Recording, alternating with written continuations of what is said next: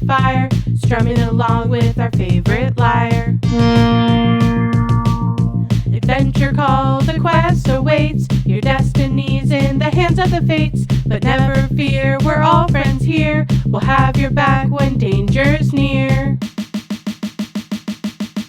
Come with us through the pages as we unravel a tale for the ages into the Percy-Verse. Hello and welcome to the Percy-Verse Podcast. I'm Alisa. And I'm Anna. Get out your rusty armor and jars of pickled monster bits, because today we're discussing The Lightning Thief, Chapter 9, I Am Offered a Quest. Not the jars of pickled monster bits. Not the jars of pickled monster bits. Well, that's what's in this chapter. It is. Yeah. Though it's actually very exciting. I'm excited about that part. Yes. Oh my gosh. I know. We're here. We are at the chapter where we finally get the quest, the prophecy written out or spoken, written to us. Yeah. Which is very, very exciting. It is. But yeah, let's dive on in. This chapter Let's dive on in. We got to start with so much. We got to start down so we can go up from here is what we got to do here. Yeah. Yeah, we do. We meet Percy, unfortunately, back down at a low again. It starts with the next morning, Chiron moved me to cabin 3, which I found really interesting that they were not like that night after Capture the Flag. Okay, grab your things, move into cabin 3. It was the next morning, and it made me so curious as to like what that experience was that last night in cabin 11, with him knowing and everyone else knowing that he's a child of Poseidon, and it was probably awkward. Probably deeply, especially awkward given and how he describes the Hermes kids later. Yeah. Like, he probably already was experiencing the isolation that he does for a lot of this chapter. Mentally. Totally. Yeah, that night in a cabin, in like the most crowded cabin with probably like no one really talking to him or hanging out with him, which sucks. Well, and he was like scared from the Hellhound. And yeah. No, you're totally right. I do think that was probably not a fun night. And it goes into not a fun morning where...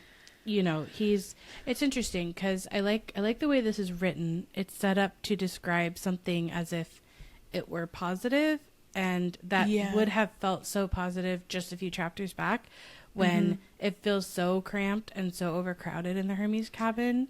Yeah. And he says, I didn't have to share with anybody. I had plenty of room for all my stuff. The Minotaur horn, one set of spare clothes, and a toiletry bag. I got to sit at my own dinner table, pick all my own activities, call lights out whenever I felt like it, and not listen to anybody else, which that last part is really great for someone with ADHD. But he says, and I was absolutely miserable. Yeah. Just when I started to feel accepted, to feel I had a home in cabin 11 and might be a normal kid, or as normal as you can be when you're a half-blood, I had been separated out as if I had some rare disease. So all these things that like were hard before now actually feel like they'd be great to be around a bunch of extra kids, to, have other people guide, what's happening in the cabin and things like that. It's not actually so fun to be on your own.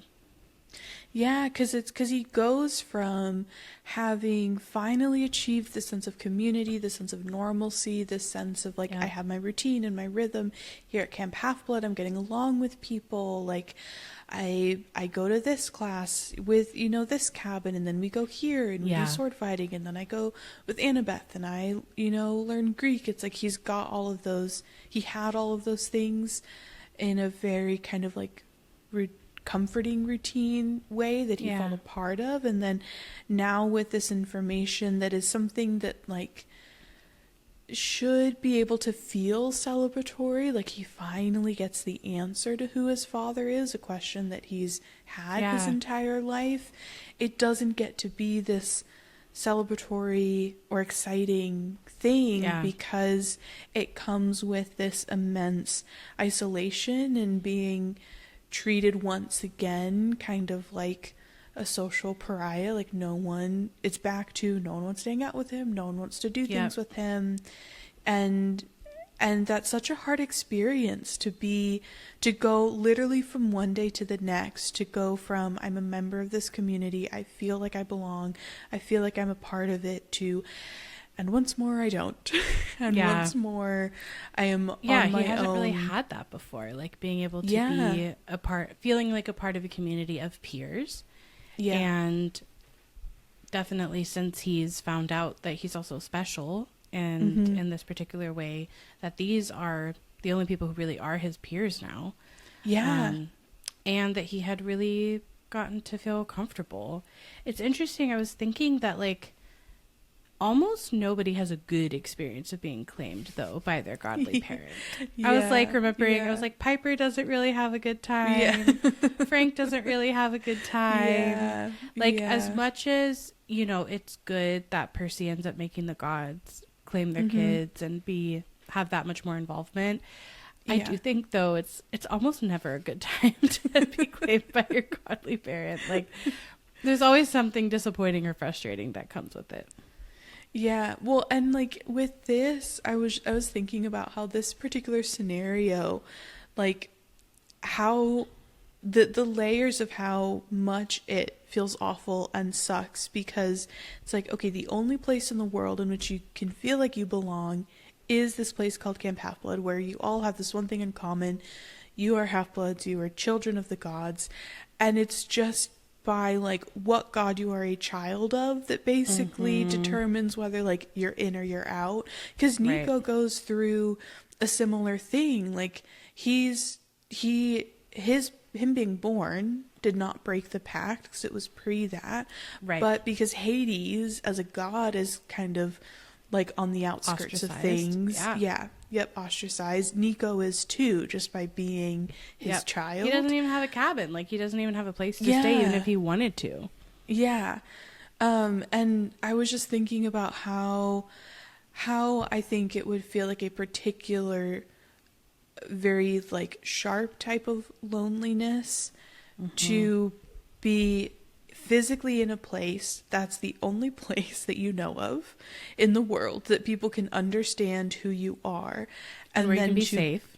Exactly.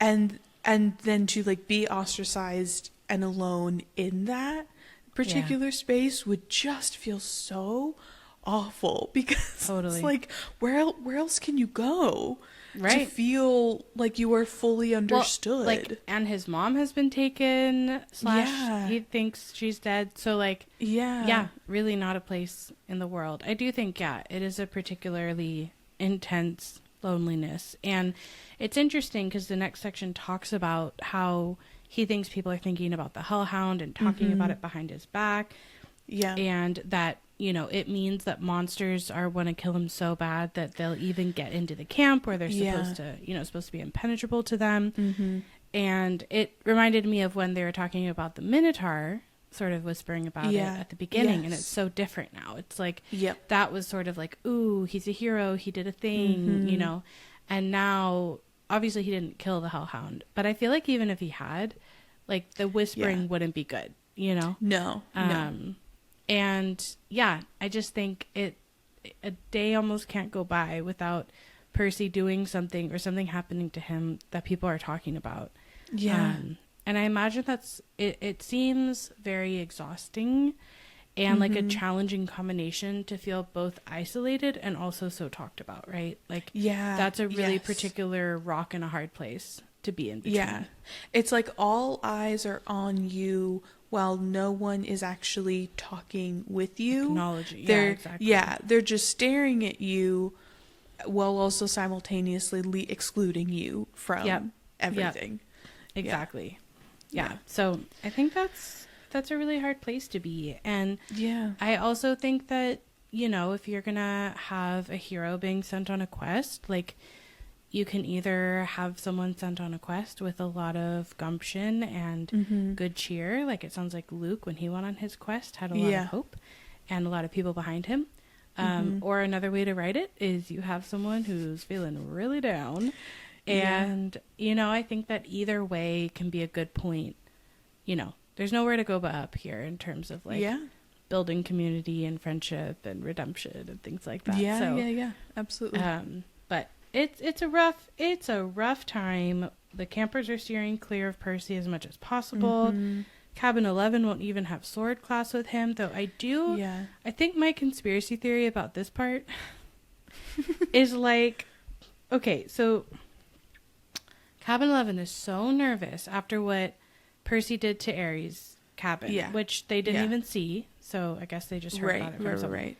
They're so nervous that Percy, has to have private lessons with Luke, who proceeds to beat him up day after day. And I'm just like, were they really too scared to fight Percy? Okay. I also was so curious about this because Luke is like intensely training him. Also, kind of like you're saying, also essentially beating him up in the process. Yeah, wasn't afraid to bruise me up. Is the word. Yeah.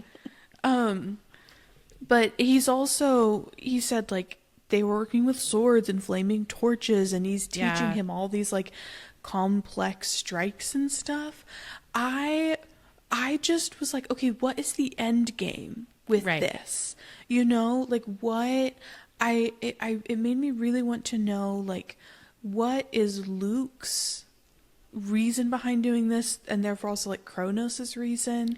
Because best case scenario for Kronos is that Percy doesn't deliver the lightning bolt. So in theory, you'd want the most untrained demigod. No, but that's not true. Best case scenario is Percy makes it all the way so he can get pulled down into the pit, which he's supposed to be with the winged shoes, and turn to Kronos' side. And if he's good at fighting, he'll be a good fighter for Kronos. Okay, no, yeah, that's true. That was one of my... I was like, are they still training him on the off chance he will join their They don't know that side? He won't. Like, he still has every reason to be mad at Poseidon, not just because, like... Even thinking about later, he's like in between them. Like Poseidon. No, yeah. Well, and even like there could be a layer, like you were saying, of like almost adding to the manipulation of Luke intentionally being like, I'm going to train this one-on-one to add to that feeling of isolation, to add to this feeling of frustration, so that Percy maybe feels even more like he would want to join their side because of how everyone reacted at camp, you know. That's why I'm wondering if Hermes' cabin really didn't want to train with Percy. Yeah. Or if like Luke had something to do with that. Yeah. Well, or if maybe there was already that inclination, but then Luke was kind of able to like absolutely something on that, because I could imagine unclaimed kids feeling a bit of resentment towards Percy just being claimed and it being like a very big thing, a very big deal that he was claimed, and then Luke kind of capitalizing off of that, and then also capitalizing off of in general how much the Hermes kids are kind of like, God, our cabin is just exploding. With kids, like, this sucks. And maybe some of them like are scared to be around Percy. I just feel like I don't know. I just feel like it does feel had a little something to do there. Yeah, no, I agree, because it also does feel funny to be like, okay, a camp of heroes is scared of one of the people. This one kid. Like, are you all supposed to be heroic? Because he's already in camp. It's not like they made a petition to kick him out of camp. They're just not sword fighting with him, which is like feels unnecessary. My tin hat foil conspiracy theory is that Luke is the one who left the newspaper. Ooh, okay, yeah. I was wondering. Reading it this time around, that's my conspiracy brain theory. Is that? Well, I think if you add mine with yours, it definitely points to a big manipulation from Luke's end, which is super. Again, it's like isolating him. Having him be, because the thing is, the more down and frustrated and isolated and resentful a hero feels, the more likely they'll be swayed by Kronos' argument. Yeah. And I think like the feeling of unfairness is really strong there. And this article is super unfair. We'll get to in a second, but it's super unfair to Percy. And so this would build a feeling of unfairness or resentment, even if it's not toward the gods. That could be them like angled or turned toward the gods. Yeah. Well, and would even, for me, it felt like it was a way of saying you don't belong at camp, but you also don't belong outside of camp, because outside of camp, everyone thinks you killed your mom, you know? And so it feels like and so in that instance, it's like, well, your only option is join the dark side, you know, also, go kind with of like Kronos. a sneaky way to do it, to like leave it and not say who did it, because I feel like Clarice, who is also kind of keeping her distance, would hold it up in front of everyone fully and make like a big at deal lunch out of or it. dinner like or other something. people who would do it would have a different like tactic that they would use. So I think I agree. I'd never had, in all the times I've read this book, I have never had a theory as to who left the article. I was just like, gosh, kids are so mean. But really having to sit with it so slowly this time, I was like which kid think is that was Luke. Because like I had that same thought process of like Clarice and other kids like her would have done it to his face. They wouldn't have done it in secret. In front of an audience, who was kind of a whole thing. Exactly. So like who would be able to have access to a mortal newspaper, like get something from the outside world, and two, then who was also Argus. No, I'm kidding, he's the best. But then also have the desire to essentially kind of bully Percy with this newspaper article. But in this very I think that in a very sinister way. In this chapter way. in particular, Luke is a master manipulator. Kind of in every chapter. He's been, but sometimes we've been kind of like, okay, what's the what's the angle? Or, This feels pretty clear. This feels like the way that you get someone to join a bad cause is also, to have him. And interestingly, the hellhound that Luke led into the camp also resulted in Percy being claimed, which is part of what kicked off the isolation. So whether that was the intended result or not, Luke is really, in large part, responsible for how isolated Percy's feeling in this chapter. Yep. Man, that makes me so mad at him. I know. And it's also it's like a Russian nesting dolls of manipulation, because it's like Kronos is manipulating him, Luke. And then Luke is manipulating Percy. It's just kind of like we can be mostly mad at Kronos for sure.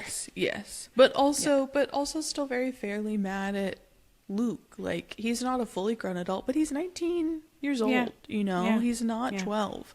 No, he's not. So there's and he's not being a good guy right now. So no.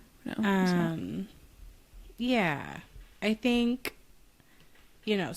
so we have Percy doing 50 repetitions of the Viper beheading strike for Luke, so that sounds exhausting.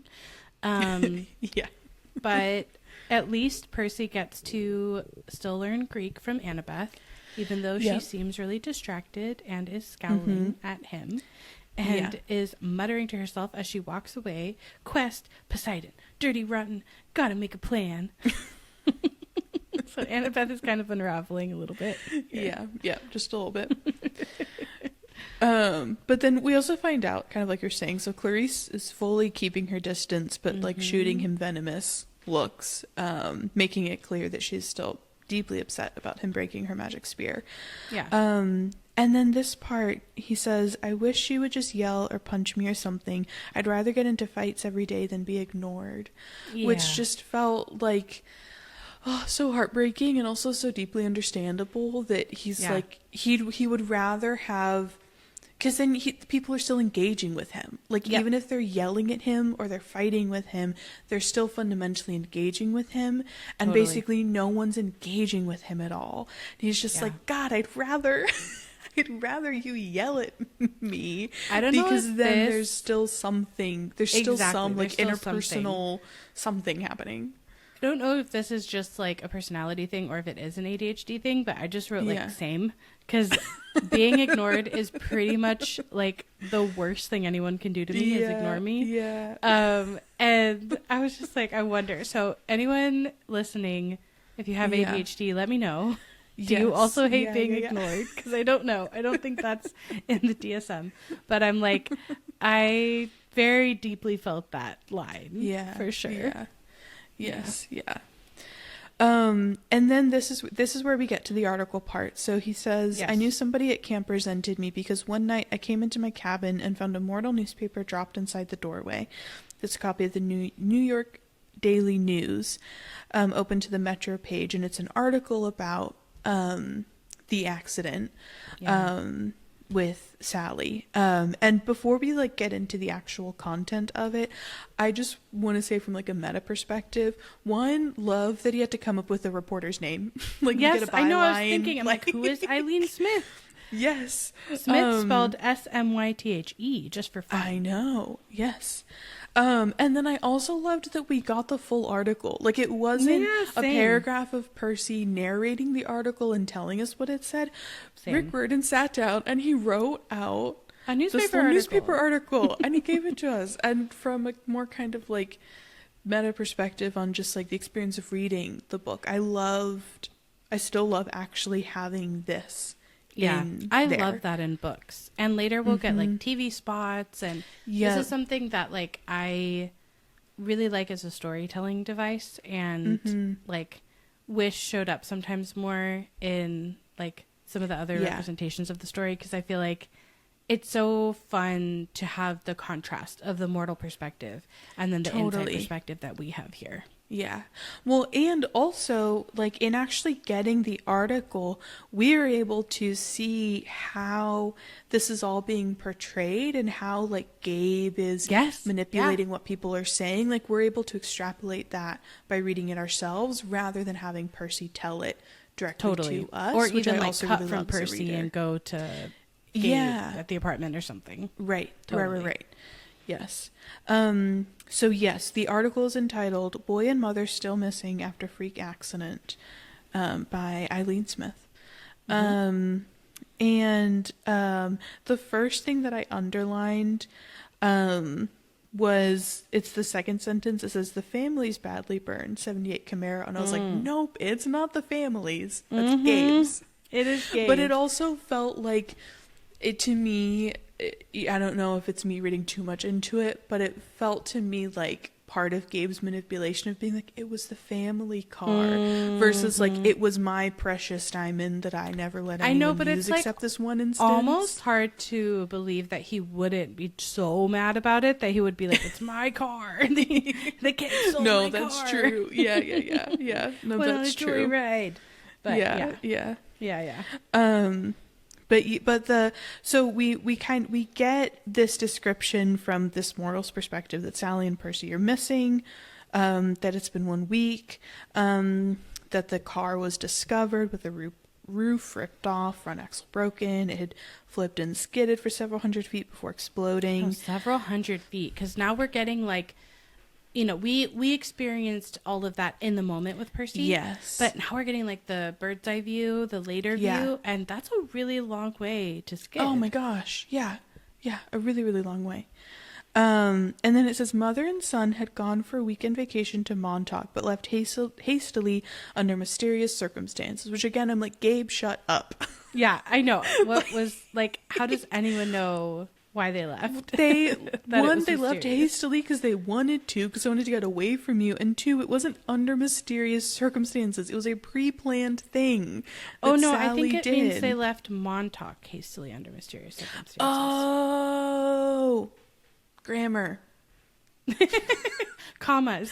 I know how to read. Oh my gosh. Okay. Yes, but that makes so much more sense. I still think. Why would anyone think it was I just don't think there's anything that makes it mysterious. Yeah, I guess apart from the fact that like they're missing, that automatically makes it, I guess, mysterious. So. I guess so, but like, who is saying this again? Like, there are no witnesses. The townspeople say that they didn't see anything like unusual. Yeah. So that's why I'm wondering. Which is showing the power of the mist. and nobody how saw it works. It wasn't even like, yeah, we think we saw like maybe a cow got loose from a farm or something. It wasn't that. Right. It was literally nothing, which is kind of also wild. There was the most insane thunderstorm that night. Yes, no one's like, well, there was a crazy thunderstorm. Right, right. No maybe the car got hit by lightning, which it did. Yeah, right. Like, no one's even saying That's that. not They're even just in like, here. Nothing unusual. I'm thinking that whatever detectives are put on this case maybe are not the brightest cookies. I'm like, you missed the lightning, guys. Yeah. You missed the lightning. There was actual lightning. You don't know that it was Zeus lightning, but you missed the lightning. Yeah. Yeah. And then we get to Gabe actually being... We do. The worst. Really, really the worst. Claiming that Percy is a troubled child who's been kicked out of numerous boarding schools and has expressed violent tendencies in the past, which that gives me violent tendencies to hear you say that about well, you know Percy. what I was going to say? If you listen to abusers talk, they will always tell on themselves by claiming that other people do what they do. Yep. Gabe is just straight up telling on himself by saying that Percy has violent tendencies. Yeah, it's kind of like he tells two lies and a truth. Yeah, yes. I would say Percy is not a troubled kid. He does not have violent tendencies. And yes, he has gotten kicked out of boarding schools. Yeah, and it's like the framing of it, right? It's framing the being kicked out of boarding school as this indication of, see the proof that he's troubled, that blah, blah, blah, exactly. blah, blah, blah. It's like taken all together, you're sort of painting a stereotypical picture of some kid, right? But like, it's two lies and a truth. And it's not what it means. It's almost too... like suave for Gabe to not just be like, he's a terrible kid. you know, like to kind of put it together this subtly. That is also, I think, another very common thing that abusers do is there will be a tiny grain of truth that they will place in a different context that tells a very different story, and they use to like prove the story and the narrative that they want to create 100%. And manufacture. 100%. And he's doing that here. He's doing it here, and then the police aren't helping because they're not saying he's a suspect, but they haven't ruled out foul play. And it's like, he's 12, but whatever. No. And ask anyone who's known him for like 2 seconds, they're gonna be like, he loves his mom. Yeah, and his mom loves him. Like, and yeah. Absolutely. But I feel like the really creepy part of leaving the thing is at the end says that police urge anyone with information to call the following toll-free Crime Stoppers hotline number. And the person who leaves it, who I agree, I think is Luke, circled the number in black marker. Yep. Like, that's creepy face. I know. That's also, to me, why I was like, this has to be Luke. Like, what other kid at camp would care about that part? Exactly. Like, him, basically. And do it in such a deeply sinister way. Like, leaving it in the middle of the night. Yeah. Like, circling it in black marker. Like, doing all these things that are just so creepy and sinister and to, like, get in your head. It really feels like Luke would be the only kid at camp, like... who like would do that and have like any reason to like do all of these many steps, and would also have the ability to even like know how to like sneak out of his cabin in the middle of the night even though the harpies are out, you know, like he would know how to do all those things. He's been there so long. And he is older, like even if he could probably talk his way out of it. Like he's also Hermes' kid, so you've got the like stealthy thief kind of skill set. So steal the paper potentially. No, absolutely. Because they wouldn't normally get, as far as I'm aware, like mortal newspapers at Camp Half-Blood. And if somebody did, it would be like Mr. D or Chiron, so he'd have to get it from the big house. Like whatever it is, it's all very stealthy, it's all very sneaky. I think all of the numbers are adding up. So he like wads it up and throws it away, and it's just basically very miserable, very understandably. It's also just like so unkind because it's like you're like, from everyone's perspective, Sally is dead, and then you're like dropping. It's just there's so many layers of like, God, it's such an awful thing to do. So it points to a like a villainous character, of which we know one who is in the vicinity. So, yeah, I think that makes sense. I think it adds up. Yeah. And then that night, he says he had his worst dream yet, which this, I believe, is the first dream where we hear Kronos talking, and he directly addresses Percy, like, specifically. And is it no accident, again, that he's, like, finding this newspaper right before that's happening? Like, that he is getting isolated right before that's happening. Like, I don't think it's a mistake that this is the order of operations. Yeah. It all feels incredibly intentional and, like, thought out and planned out. So the quick kind of summary of the dream is that he sees... he's running along a beach in a storm, and he sees a city, but it's not New York. The buildings are spread further apart, palm trees, little hills in the distance. So it sounds like LA, though I don't think we ever actually get, like, any confirmation, but it sounds to me like LA. I agree. And he says he sees two men fighting, that they look like TV wrestlers. They're muscular with beards and long hair, both with flowing Greek tunics, one trimmed in blue and the other in green. They're, like, grappling and wrestling and kicking and headbutting. And every time they connect in one of those, like, hits, lightning flashes and the sky grows darker and the wind rises. And I just had a really funny moment of being like, Poseidon. Is that their couple name? Poseidon? Poseidon. Oh my gosh. That's funny. I just had a funny image reading this of, like, a Poseidon versus Zeus, like, WWE 100% style same. wrestling. Yes, 100%. Where, like, they still have the Greek tunics that's, like, part of their like caricature and like fake wigs and yeah. That's so funny. It's like, if it wasn't such a serious image, it would be a really funny image. Yes. And Percy says that he knows that he had to stop them, but he didn't know why. And this was the part that made me think back to a previous episode. I can't remember exactly which one, but where you were kind of like wondering, like, was the prophecy always meant for Percy? Like, basically, like, was Percy always destined to defeat Kronos? And it made him saying, like, I had to stop them, I didn't know why, made me feel almost like he was feeling this, like, fate, like, destiny pull of, like, I know that I am meant to do this. Totally. It made me think of that. Yeah, that makes sense to me. Yeah. But then he hears them yelling, the blue-robed one yelling at the green-robed one, so Zeus yelling at Poseidon, give it back.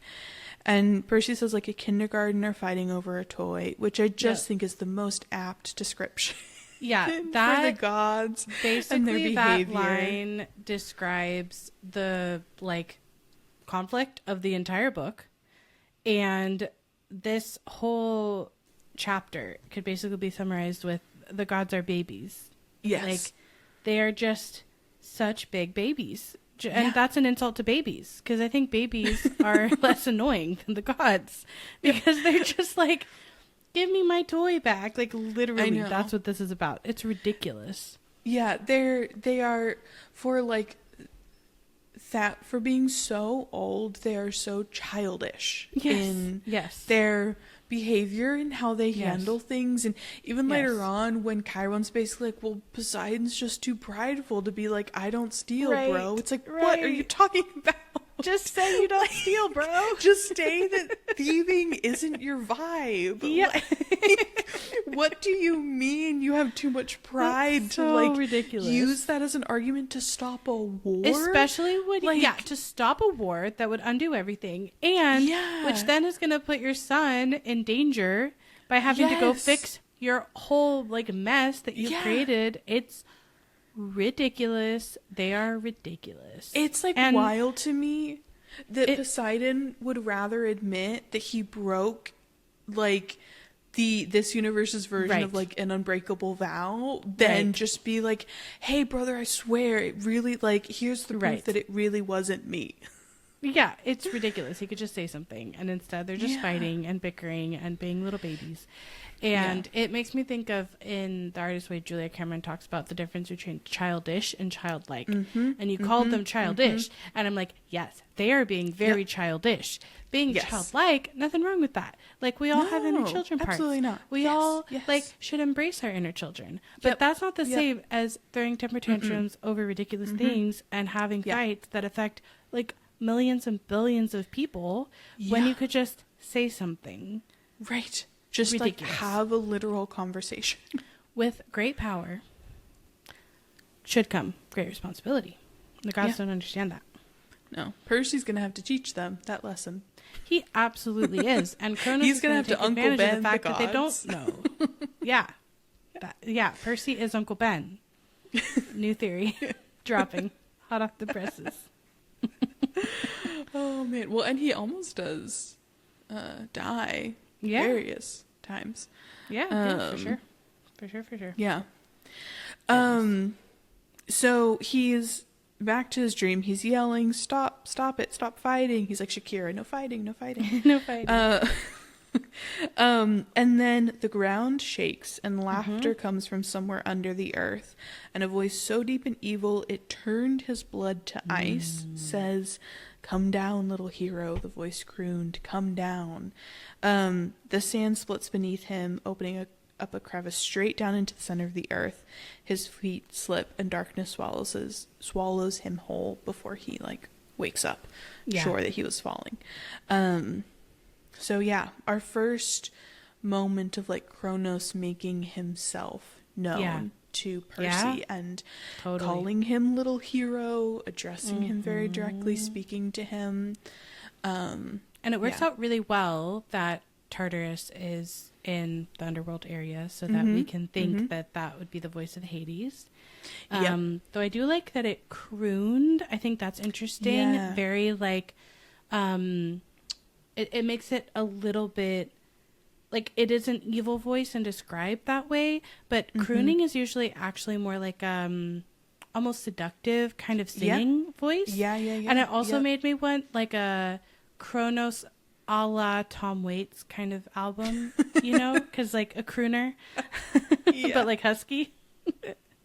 Just like singing about Tartarus. Oh my god! I think that's that's what he's doing now. The LA records at the end of here. Yep. They could produce it. You know, they could release it. It's like now that after he's been defeated, that's what he's like. Oh, sure, that's what he does. Write my album. I'll be like, okay, I'll dig deep. He's finally got to make my album. Dig real deep. Dig Tartarus. He does the artist's way after being defeated. Oh my god. No, he could never look at his true self that way. No, I know. He couldn't take that. Never. But I do think it's kind of funny, like thinking of like a blues song that starts with like, "Come down, little hero." Yeah. You know, like da-na-na-na-na. Yeah. Okay, I think we need to add that to our list. We're gonna write the campfire songs. I think we need to write this one. Write Kronos some crooner songs. We'll work on that. Yep. But yeah, I do think it makes sense. Like, I think this, you know, in order to seduce people to the dark side, there usually has to be some charm involved. So I think that kind of like alludes to that as well.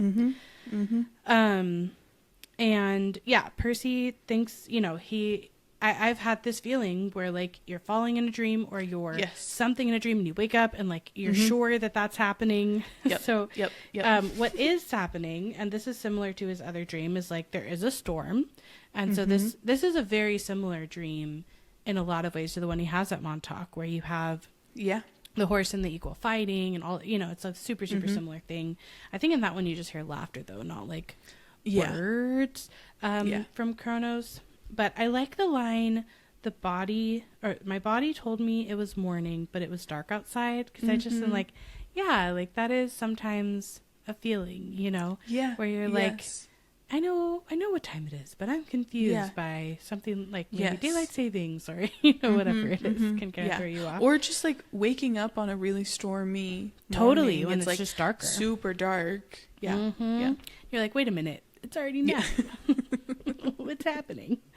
And he hears a clopping sound at the door and a hoof knocking on the threshold, which I thought was really interesting that Grover, like, this is Grover, not Chiron. Yeah. And I was like, why is he kicking the threshold? Like, why doesn't he has, like, regular hands, like, human, not regular, but, you know, human hands. Why doesn't he, like, knock? Anyway, I just thought that was kind of funny, especially because Chiron's always the satyr hoof stomping, way. You know? Maybe. Yeah. Maybe you just knock with your hoof. Yeah, maybe. At your fellow satyr stores. So I just thought that was interesting. But Grover trotted inside, which is cute, and said, Mr. D wants to see you. And here we get another Grover, what are you doing? Can we word better moment? I know. Percy says, why? I had just edited the short where you were like, word choice, where you're talking about how like, when you edit a paper, you're at like WC for word choice. Yeah. So I like just edited that, and then I read this, and I wrote like, word choice. Word choice. Like, I know. Because he says, he wants to kill ... I mean, I'd better let him tell you. Grover. I know. Especially because like, he like... Yeah, Percy's then gonna be offered a quest from Chiron. It's just like, you don't just say that Mr. D wants to talk to you. That's all you have to say. And Mr. D is like weighing his options. We're gonna find out. Like, there are various options. Yep. So and so Percy naturally is sure he's in big trouble. And this part I thought was really sad because we do learn about Talia's story and how she is essentially punished for Zeus breaking the pact. And so Percy, with that information and how he's being treated right now, figures that it's a crime for him to just be alive, which no kid should ever feel that way. And that the other gods are probably debating the best way to punish him for existing, and Mr. D was ready to deliver their verdict. And I was like, this is so sad, and it makes total sense based on the information he's been given so far, but I just think that that's like, it's just something that no kid should ever feel, you know? Yeah. Well, and it's so sad to me how quickly Percy caught on to like, okay, kids pay the price for the gods. Like that was just such an immediate, clear lesson that he learned from Talia's story. That was just like, okay, that's how it works. The kids pay the price. Like, it's literally not Percy's fault that he was born. No, like he had no control over that. He couldn't be like, no, take it back. Like, nope. Like, he literally had no control over him being conceived and born and brought into this world. And the one person who knew, I'm not supposed to do this, did it. And like, it's just so fully, squarely Poseidon's fault and responsibility. But he gets off scot-free, like every that's how the gods roll. Does. So that's just at least for now. Yes. And then we get another one of my most favorite descriptions. Over Long Island Sound, the sky looked like ink soup coming to a boil, which I just love that. That's a great description. Definitely brings a picture to mind. And a hazy curtain of rain is coming their direction. Percy asks Grover if they need an umbrella, and Grover says, no, it never rains here unless we want it to. So I think it'll be really interesting. Like, this is, you know, Percy's kind of like, oh, this hasn't happened in a long time kind of feelings. And like, we're about to get, it's going to rain where it never rains. Yeah. Yep. It's a really big deal. Yep. But Grover can kind of tell that this storm is different because he glances uneasily at the sky, and he says, like, it'll pass around. Bad weather always does. And Percy has this moment where he realizes, oh yeah, like I've been here a week and we haven't had bad weather. Hasn't even been overcast. The rain clouds that he'd seen always skirted around the edges of the valley. But this storm was huge. And we get this description of it, the volleyball pit. Kids from Apollo's cabin are playing a morning game against the satyrs. And Dionysus's twins are walking around in the strawberry fields, making the plants grow. And he says everyone was going about their normal business, but they looked tense. They kept their eyes on the storm. So, like, everyone can feel that this is different, and everyone's kind of like, is this one gonna It's supposed to pass around, but it doesn't feel like it's going to pass around us. Like, yep. It's not. I think that the kind of having this ominous tone setting up is definitely giving us that sense. I think when you have a hero story, it's like, okay, something that's always one way. Like everything was always this way until big event happens. Yeah. And then everything changed. And I feel like this, helps to lend itself to, especially because it is such a childish thing of like, you stole my toy, that like the way that it's built up in this way helps it to be like, okay, this is really serious. There are serious repercussions. There are serious consequences. Chiron's going to sort of like paint the picture of what that might look like. Yes. And so I feel like that's really helpful, because otherwise at the baseline, like, it's such a silly argument. Right. Yes. Yeah. So Grover and Percy walk up, and Dionysus is sitting at the pinochle table playing with Chiron and two invisible opponents, because Percy can see like two sets of cards hovering in the air. Yeah. And then Mr. D says, well, our little celebrity. And I think for the first time, my brain heard this in Alan Rickman's Severus Snape voice. Like, I literally wrote beside it, Snape. Severus Snape. No, like literally that moment from when Harry's in potions class. I know. In the first movie. Celebrity. I just fully heard this line of dialogue. I hadn't really picked that up before. I thought it was funny. Me neither. Too. I know. Also, what's interesting is like, no one is people were actually treating him more like a celebrity after the Minotaur than they are right now. So I feel like this is a lot more on almost like Dionysus's jealousy, because like Dionysus, if I remember correctly, was immortal before becoming a god. Yes. And so like, I actually feel like it's almost like he's jealous of Percy, because no one is actually treating him like a celebrity, but I think that he probably like has feelings that all the gods are talking about Percy. No, totally. Well, because he then goes on to say, and don't expect me to kowtow to you, mortal, just because old Barnacle Beard is your father, which is like very funny nickname. Yes. But he specifically throws in that like, you mortal, I am God. So it really does feel like he's needing to like reaffirm himself and like, I am no longer immortal. I am a super important god. Even though I'm banished to this camp. Right. Very gaudy. Very. Again, gaudy, they're all actually childish. Just so childish. Yeah, that's actually one of the criteria of becoming Are you capable of being childish for over 2,000 years? Started on Apollo. Oh my goodness. Yeah. And so then after Poseidon says that a net of lightning flashes across the clouds and thunder shakes the windows of the house, and Dionysus goes like, blah, blah, blah. I think kind of being like, nah, whatever, I don't care about you. Yeah, but also like a very childish way to say that. Blah, blah, blah. Yeah. And then we get this description that Chiron is feigning interest in the pinochle cards and Grover's cowering by the railing. So like everyone's on edge. Everyone is deeply tense, deeply on edge. They're like extremely nervous. And then this is where Dionysus says that if he had it his way, he would cause Percy's molecules to erupt in flames, and we'd sweep up the ashes and be done with a lot of trouble. Yeah, that's rough. Like, geez. Yep. That's kind of intense. I know. But then he says, but Chiron seems to feel this would be against my mission at this cursed camp to keep you little brat safe from harm. And when Chiron replies, kind of funny.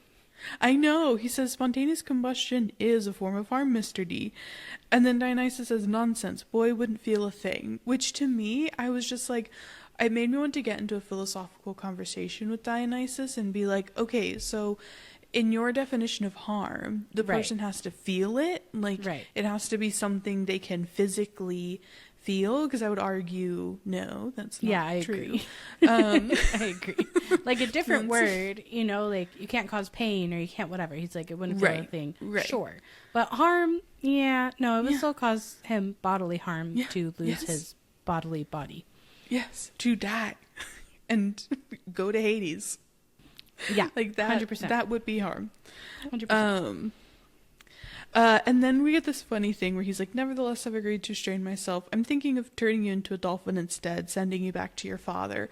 Which just, I had a moment of like, there's a funny connection of like dolphins being so associated with Mr. D, and he like kind of has like this ability with them, but then it's also like Poseidon's realm with the oceans and stuff. So it's like kind of a funny little Venn diagram of them both existing. Also, it's kind of a funny thing to be like, and send you back to your father because it's a sea creature. I know. Like, it's kind of a funny insult. Also, I was remembering Percy is the one who comes up with the plan around the pirates, right? That are later in when they're in one of the oceans in Europe. Are you in the Sea of Monsters? No. I'm talking about the next. Oh, shoot. Oh, and here's Olympus. Yes. Yeah. I'm pretty sure Percy's the one who comes up with the plan to like pretend that they're turning into dolphins, and then Frank turns into a dolphin. Yes. So I was just like, is this the moment that seed is planted? That was, and like in the future he remembered. Yeah. No, that's true. It probably I think that would be funny. Yeah, this moment when Percy was like, oh, interesting. I'll keep that story just for later. Tuck that away. Yep. Yeah. And then Dionysus says, oh, all right, because Chiron is warning him to stop already. There's one more option, but it's deadly foolishness, which is kind of funny because they like send kids on quests up until recently, like all the time. That's like the point of what heroes do. Yeah. So, but we got to keep our stakes high.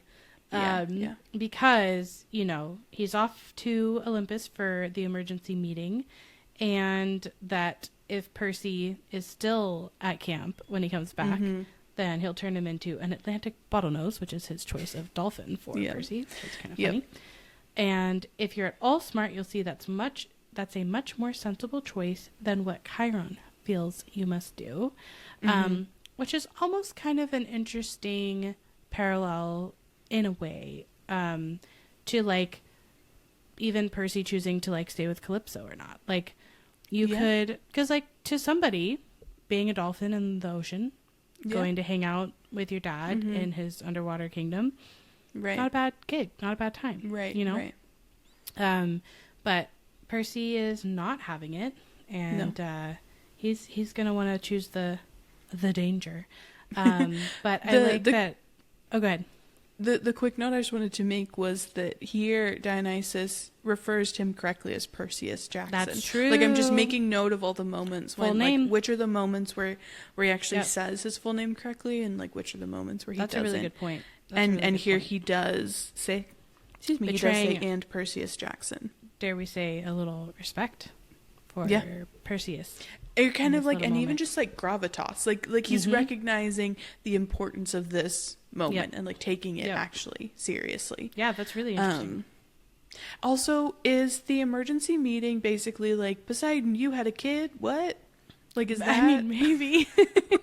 Like, is that the emergency meeting that he's going to? I guess so, because it's certainly not going to be Poseidon explaining that he didn't steal the lightning bolt, apparently, to Zeus. Right. So, could be lightning bolt related, could be Percy related. So I'm like, what else would they have an emergency meeting? It has to be one of those two things, or both. Yeah.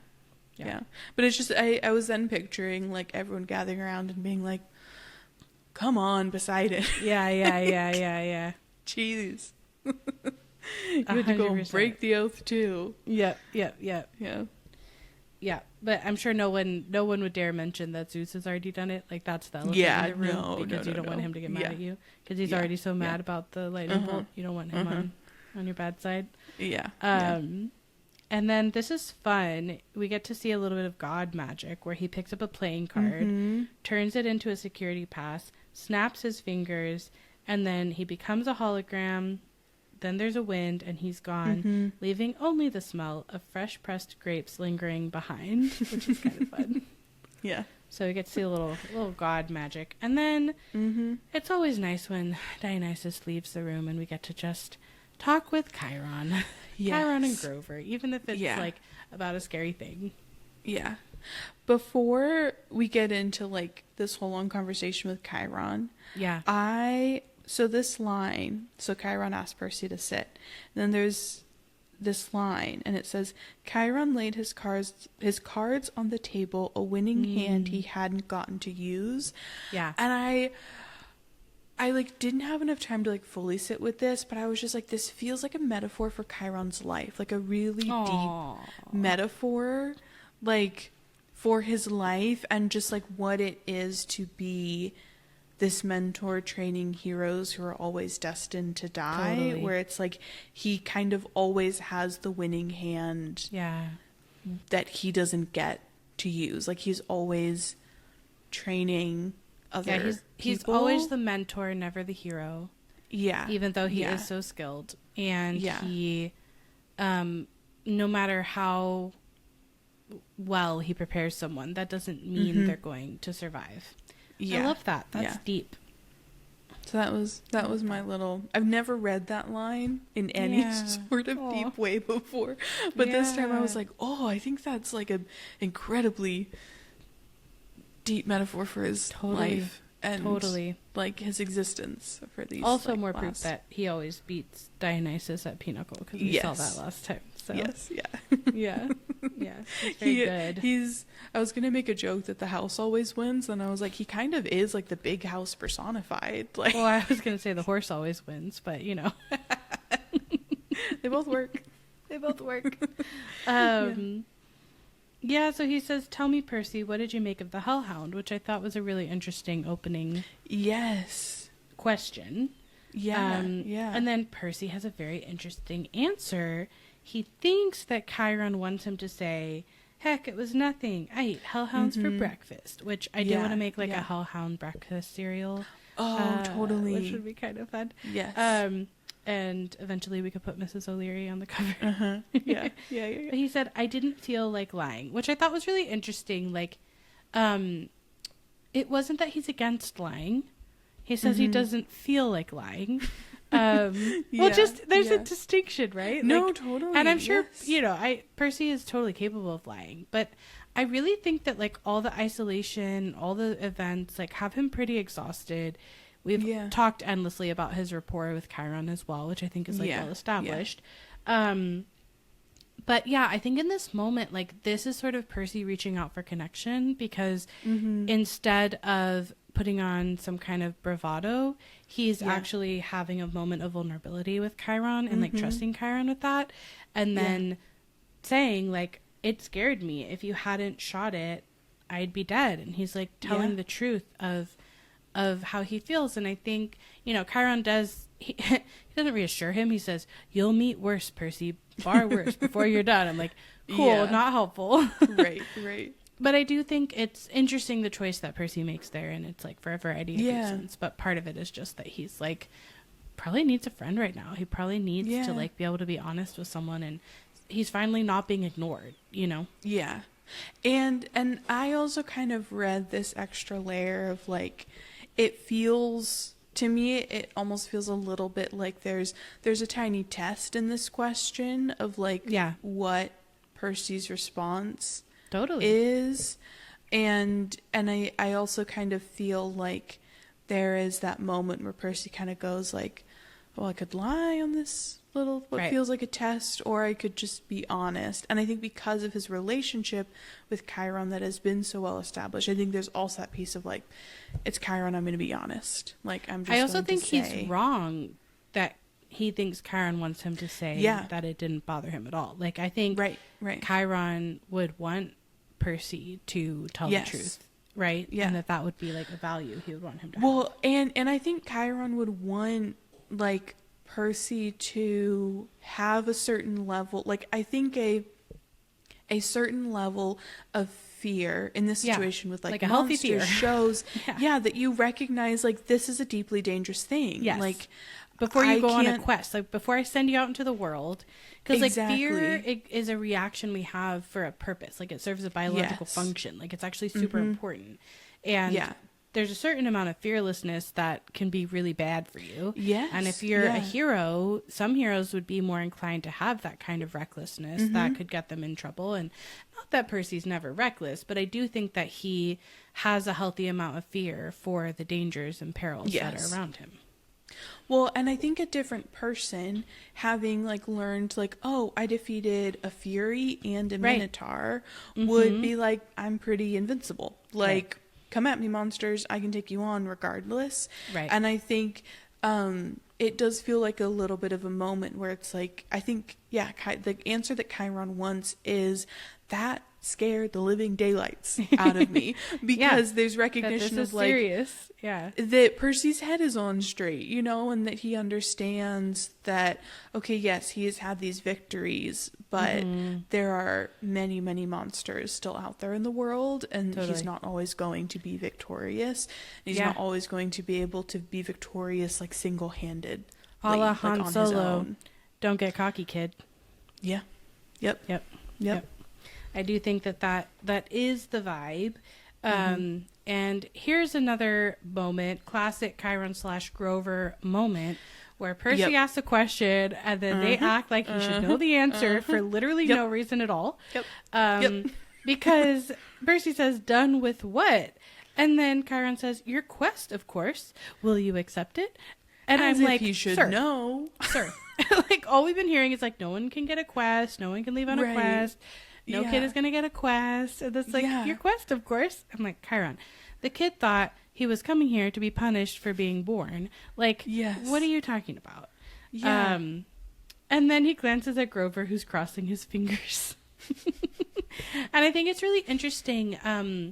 I think it struck me more this time around how much Grover and Annabeth really have their own stakes in going on this quest. And I think that it... Grover has a true loyalty to Percy too, obviously, on top of that.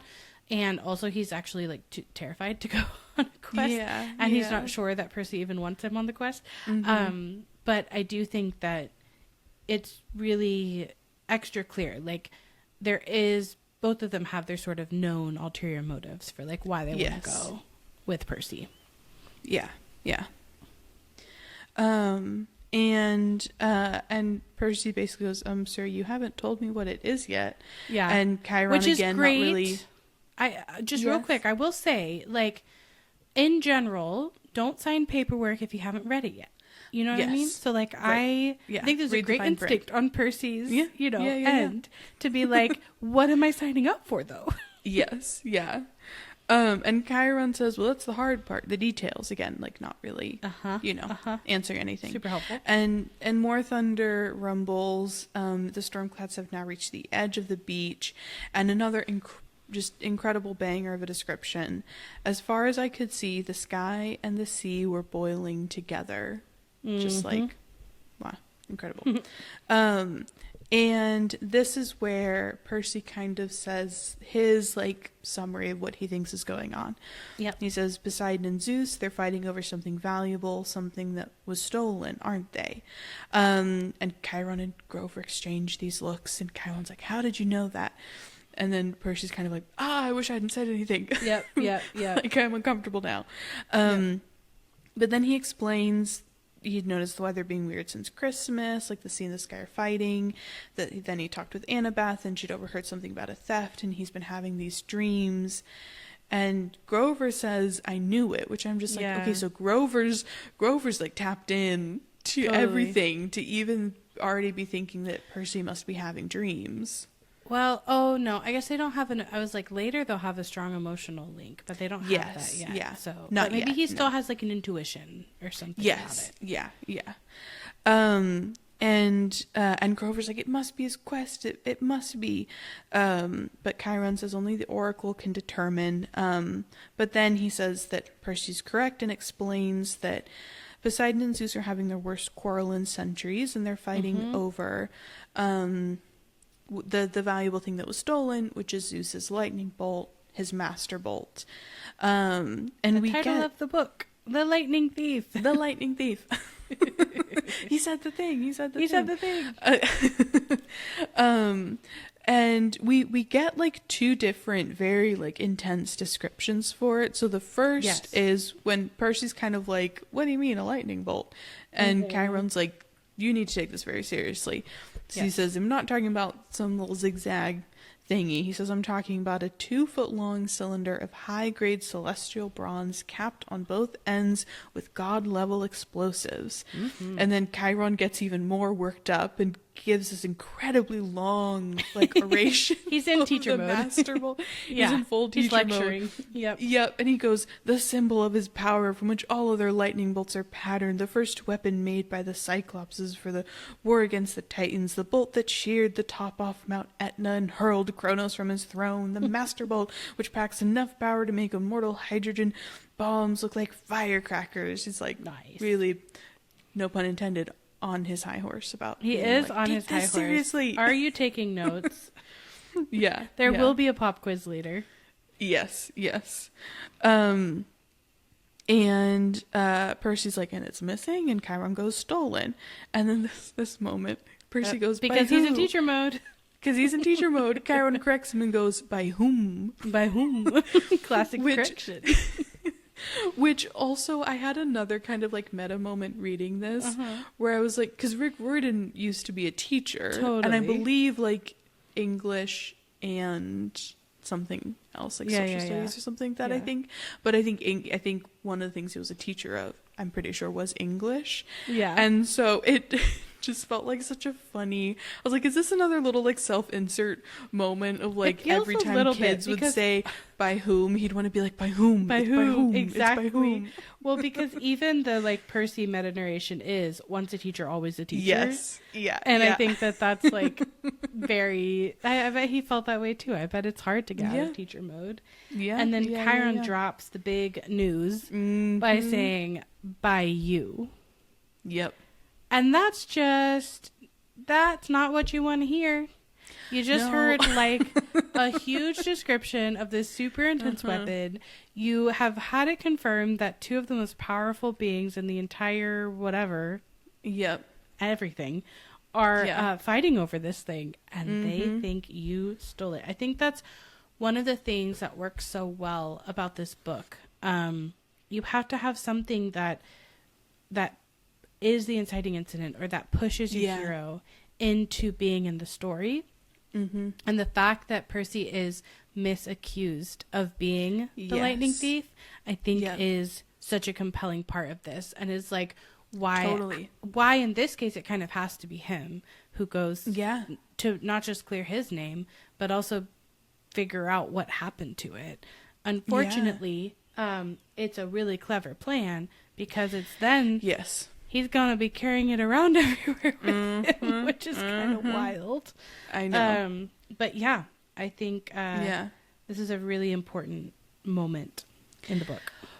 Well, yes, absolutely. And I just had this moment where I was realizing like the layers to this, like Percy's quest essentially being to clearing his name and also kind of saving the world. Yes. But it just made me think about like all the times in Percy's life where all of the weird mythical things were happening that got him into trouble, like in some kind of way, but he had no way to like clear his name around, like getting kicked out of boarding school every year, like never being able to like clear his own name and be like, it's not me. Like, right. That this is kind of feels like the pinnacle of like doing that and actually finally successfully being able to do that and like fully clearing his name. I'd never thought about it in that way before. But just like but also like another example, like right now, before he's done all that, before we finish the book, like he's like, I'm not again. Like, I know I am again, once again, being blamed for something that is not my fault or not entirely my fault. And this time there are like immortal stakes to it. Yes. So it is the pinnacle in that sense too. Yeah. And so Chiron then basically explains that during the winter solstice, which was the last council of the gods, Zeus and Poseidon got into an argument, which apparently they get into constantly, deeply childish, once more, saying, Mother Ray always liked you best. Air disasters are more spectacular than sea disasters, which is so like, hi, people die in both. What are you talking about? Why are you comparing like, which disasters? So funny and childish. It's so deeply childish. Yeah. And after their argument, Zeus realizes that the master bolt is missing, and he just immediately blames Poseidon. And because a god can't directly usurp another god's symbol of power, they'd have to use a hero to do it. Zeus believes that Poseidon convinced a human hero to take it, and specifically because the forges of the Cyclopses are under the ocean, which gives Poseidon some influence over the people who made the lightning bolt in the first place. So Zeus's tinfoil hat theory is that Poseidon took the bolt because now he's secretly having the Cyclopses build an arsenal of illegal copies, which would be used to topple Zeus from his throne. And basically that prior to Poseidon claiming Percy, Zeus didn't know which hero would have done it, but now that Percy's been claimed, he thinks that it was Percy, which I just if you sit and think about it for 2 seconds, it's how would this kid the mental gymnastics you have to do to make it actually make any sense, because it's well, Zeus he was is basically in New York, I guess. You were in New York City, and it's so we're 8 other million people, also how many there people was a live in New York specific group City? We already know that there was a specific group of demigods that was literally in Mount Olympus. Why aren't those the main suspects? Obviously. Exactly. And as a reader, you have that information, and you know it wasn't Percy, so you can be having your own guesses there. But I feel it is a wild theory, and I do think that when you have this sort of rivalry set up, it makes sense that Zeus is going to jump to blaming Poseidon. Well, and Kronos knew that was totally. Was They're going just to playing happen. into his hands. 100%. Yeah. 100%. And Percy's immediately I've literally never been to Olympus. Zeus is crazy. And Chiron and Grover are ooh, don't say that about Zeus. I was don't say that about anyone, but that's fine. Yeah. Yes. And Percy notices that the clouds do not seem to be parting, that in fact they were rolling straight over our valley, sealing us in like a coffin lid. Another really great description. And so Chiron suggests take a few steps back. We will have a sort of coffin situation related to Kronos later. We will. And Kronos is kind of the mastermind behind all this, so that imagery is kind of interesting. Yeah, no, that's true. That's true. Yeah. And he goes directly after camp in Labyrinth. Yeah. Kind of effectively trying to get them on, seal them in from all sides and so Chiron is maybe perhaps paranoid is a better word that we can use. And then still in full teacher mode, he goes, then again, Poseidon has tried to unseat Zeus before. I believe that was question 38 on your final exam. It's how on earth, and Percy says this, how on earth am I supposed to remember question 38 from the final? Are you kidding me? What? So this made me again want the syllabus. I want the syllabus for this class. Yes, yeah. But so it's a story about a golden net, and Poseidon and Hera and a few other gods trap Zeus because Percy's remembering the story, wouldn't let him out until he promised to be a better ruler, right? And I looked this up because I was curious about it. And something that's interesting about that story is that one of the gods who helped to trap Zeus, because this was led by Hera, was Athena. And so I was this is an instance of Athena and Poseidon working together. So I think it's kind of interesting that that's a story that we're hearing in this chapter before Annabeth and Percy go on a quest together. Yeah. And in another moment of Zeus isn't the people trying to unseat him are not the other gods. So Ares is in this time the one kind of being manipulated by Kronos to think that he's leading it, but he's not actually leading it.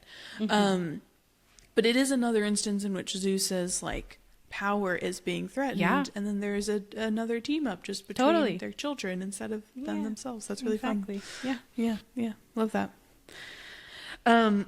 And Chiron says that after that, Zeus has never trusted Poseidon since. And Poseidon, though, denies stealing the Master Bolt, took great offense at the accusations. They've just been arguing back and forth constantly. Yeah. And what I thought was interesting is when Percy says, "But I didn't do anything." Poseidon, my dad, he didn't really have this Master Bolt stolen, did he? Like, it feels like Percy's kind of like already automatically on his dad's side a bit. Yeah. Like, even though he's like, he didn't do it, right? Like, he is still fundamentally like, I don't think that he did it. There are actually a couple moments. I'll point out one, I think, in a little bit, where Percy is siding with Poseidon or kind of like putting the two of them together. And I think it's interesting to like, for us to sort of track how his relationship to his dad sort of unfolds. Like, he kind of like just finds out that this is his dad. He had this sort of complicated association with him before where some of it was positive, some of it was frustration. He's getting all these voices in his head and, about like from other people about resenting godly parents. But he does have a little bit of that allegiance, off the bat here. I will say one thing before that I just really liked the expression. Grover's talking about like, if you were Zeus and you thought your brother was plotting to overthrow you and he suddenly admitted he'd broken a sacred oath, wouldn't that put a twist in your toga? Which I just want to I think that's a great expression that's underutilized in day-to-day conversation. Like, that put a twist in my toga. Gotta bring it back. Great. Alliteration. Gotta bring it back, people. Let's work on that. Yeah. We gotta bring it back. Yep.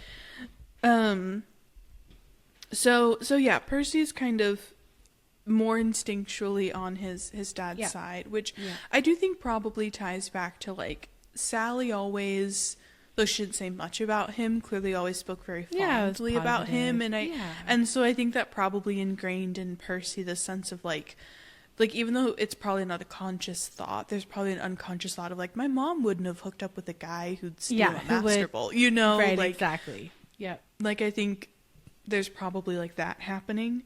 But then this next sentence, I was like, the shade, Chiron, where he says, most thinking observers would agree that thievery is not Poseidon's style, but the sea god is too proud to try convincing Zeus of that. But like the wording of most thinking observers. Yeah, he's basically saying that Zeus isn't thinking. Which it cracked me up. Funny. Yeah, totally. His little ways of finding, like, he's still communicating what he wants to, just in a way that won't make, like, the sky angry, basically. Yes, he's a lot more subtle. But then, that's where we get into, for whatever reason, Poseidon is too proud to try convincing Zeus of that. Again, just deeply childish. And here we get the, like, the deadline of the summer solstice, which now we get a date that's June 21st, and that's 10 days from now. And that also on that day, Poseidon wants an apology for being called a thief. Which is also, again, just like setting a deadline by which you must receive an apology, etc. Like, I'm just like, guys, come on. It's also childish. How old are you? Like, millennia old. Come on, it's now. too old to be acting like this. It is absolutely way too old. And we learned that Chiron had hoped that diplomacy might prevail, that Hera or Demeter or Hestia would kind of help make Zeus and Poseidon see sense. Yeah. Okay. But that Percy's arrival has just made Zeus all the more angry. And that basically it's at the point where, like, unless someone intervenes and finds the bolt and returns it, like, there will be an all-out war. Yeah. And when Chiron asks, like, and do you know what a full-fledged war would look like, Percy, he goes, bad? Which is just so funny to me. Yeah. Because it's like, it's a very incredibly simple answer, but it's also true. It would be bad. Yep. And what Chiron's about to say, I just wrote, like, this is Kronos' plan. Like, this is just a line-by-line description of what Kronos wants to happen. Which is, imagine the world in chaos, nature at war with itself, Olympians forced to choose sides between Zeus and Poseidon, destruction, carnage, millions dead, Western civilization turned into a battleground so big it will make the Trojan War look like a water balloon fight. And of course we have to add something funny at the end because that is the book. That is the way. This is the way.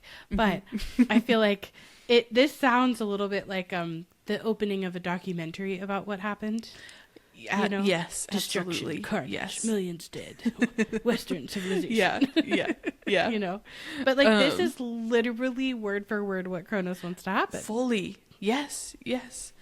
But no one's like picking up on like, oh, there's something larger at play happening, right? Like no one's questioning like, okay, if this would lead to war, like that question, like who benefits from it, you know? Like, right, exactly.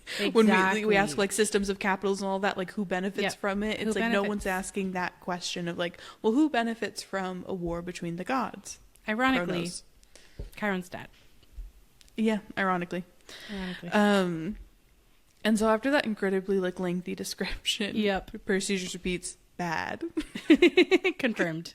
Just confirmed. Bad. Would be bad. Yep. And then Chiron really just kind of bringing it home with the intensity goes, and you, Percy Jackson, would be the first to feel Zeus's wrath. I feel like Chiron's really like, I need you to take this so intensely seriously. Yeah. Like, this is not the time to crack jokes. I need you to understand the stakes. Like, the stakes are so unbelievably high. Yep. And after Chiron says that, that's when it started to rain. On Camp Half-Blood. And Percy goes, I had brought this storm to Half-Blood Hill. Zeus was punishing the whole camp because of me. I was furious. So, 1, I love that Percy is furious. That is a good reaction. Like, I love that this isn't making him feel ashamed or, like, bad about himself. Because the sentence, I had brought the storm, definitely could lead you in that direction. So, I love that Percy is angry. That he's like, so I have to find the stupid bolt and return it to Zeus. He's like in his most sassy Percy mode. Yeah. And he's not having any of it. But also like, I don't know. As someone who enjoys a good thunderstorm, I actually would be sad if it never rained at camp because then you can't have tea in the rain. Well, Grover says like only when they want it to. So like it does maybe they rain, choose to. but it's like I think they probably choose it for when like the strawberry fields you know, need a rain to That's true. So yeah, you wouldn't be fully losing it, but you would lose the like spontaneity of it. Yeah, like just kind of a storm coming but out I'm of sure nowhere. that nobody wants Zeus's wrath level rain. So like no. This is not great. And anyway, so yes, I just really appreciate that that 1, Percy is angry, and 2, that makes him want to like take an action and do something about it, and that it doesn't like create any sense of like, I don't know, shame or guilt or anything in him, because like that would be misplaced. But also a lot of the time when you're young, like you can kind of take on those feelings. Yes, absolutely. One, especially when like he is in this, he's just gone from I have a community to I'm now isolated within this community. Like it's a prime moment for him to then go, this is my fault. I brought the storm, and feel and now everyone's like, gonna hate me more, and you know, whatever thought process. Yeah. And so Chiron basically says like, what could be a better peace offering than the son of Poseidon returning Zeus's property? And then Percy asks like the next logical question, which is, if Poseidon doesn't have it, where is the thing? Where's the darn thing? Where do I go? And this is where we get Chiron's theory of who he thinks stole the lightning bolt. And what's interesting is where he says, I believe I know part of a prophecy I had years ago. Well, some of the lines make sense to me now. I was like, what prophecy? Like, I know. Is that the because I don't think this is the great one, but maybe. I can't remember the great prophecy off the top of my head to be like, does it connect? Like, would it connect enough back to this moment to start to make sense? But I was immediately like, what prophecy is he talking about? I mean, it does talk about, like, hero born from the big three and stuff. So I think, it could be connecting those dots. It could be a different prophecy. But, like, how that would connect him to be, like, the lines of this prophecy is making sense, and so I think Hades stole it. Like, what is the prophecy that he is saying? Yeah. Right, unless he thinks that Hades is like the big bad and not Kronos in that prophecy or something. True. Right. Maybe. Yeah. No, that's true. This is he's extrapolating here that it is Hades in the underworld who has had somebody take the Master Bolt. And then I guess covering his tracks by chasing after. What doesn't make sense is like, why would he send monsters after Percy? You know what I mean? Like that again, a thinking person, Chiron, would be able to see that Hades wouldn't take the Master Bolt and then send monsters after Percy. I guess to like try, I think just to try pin it on. I mean, I guess that's part of the framing, but I just don't think. Yeah. It just points everyone toward Hades. And I know. So it doesn't make sense to me. Yeah. Right? Like, Hades should be pinning it on somebody else. Right.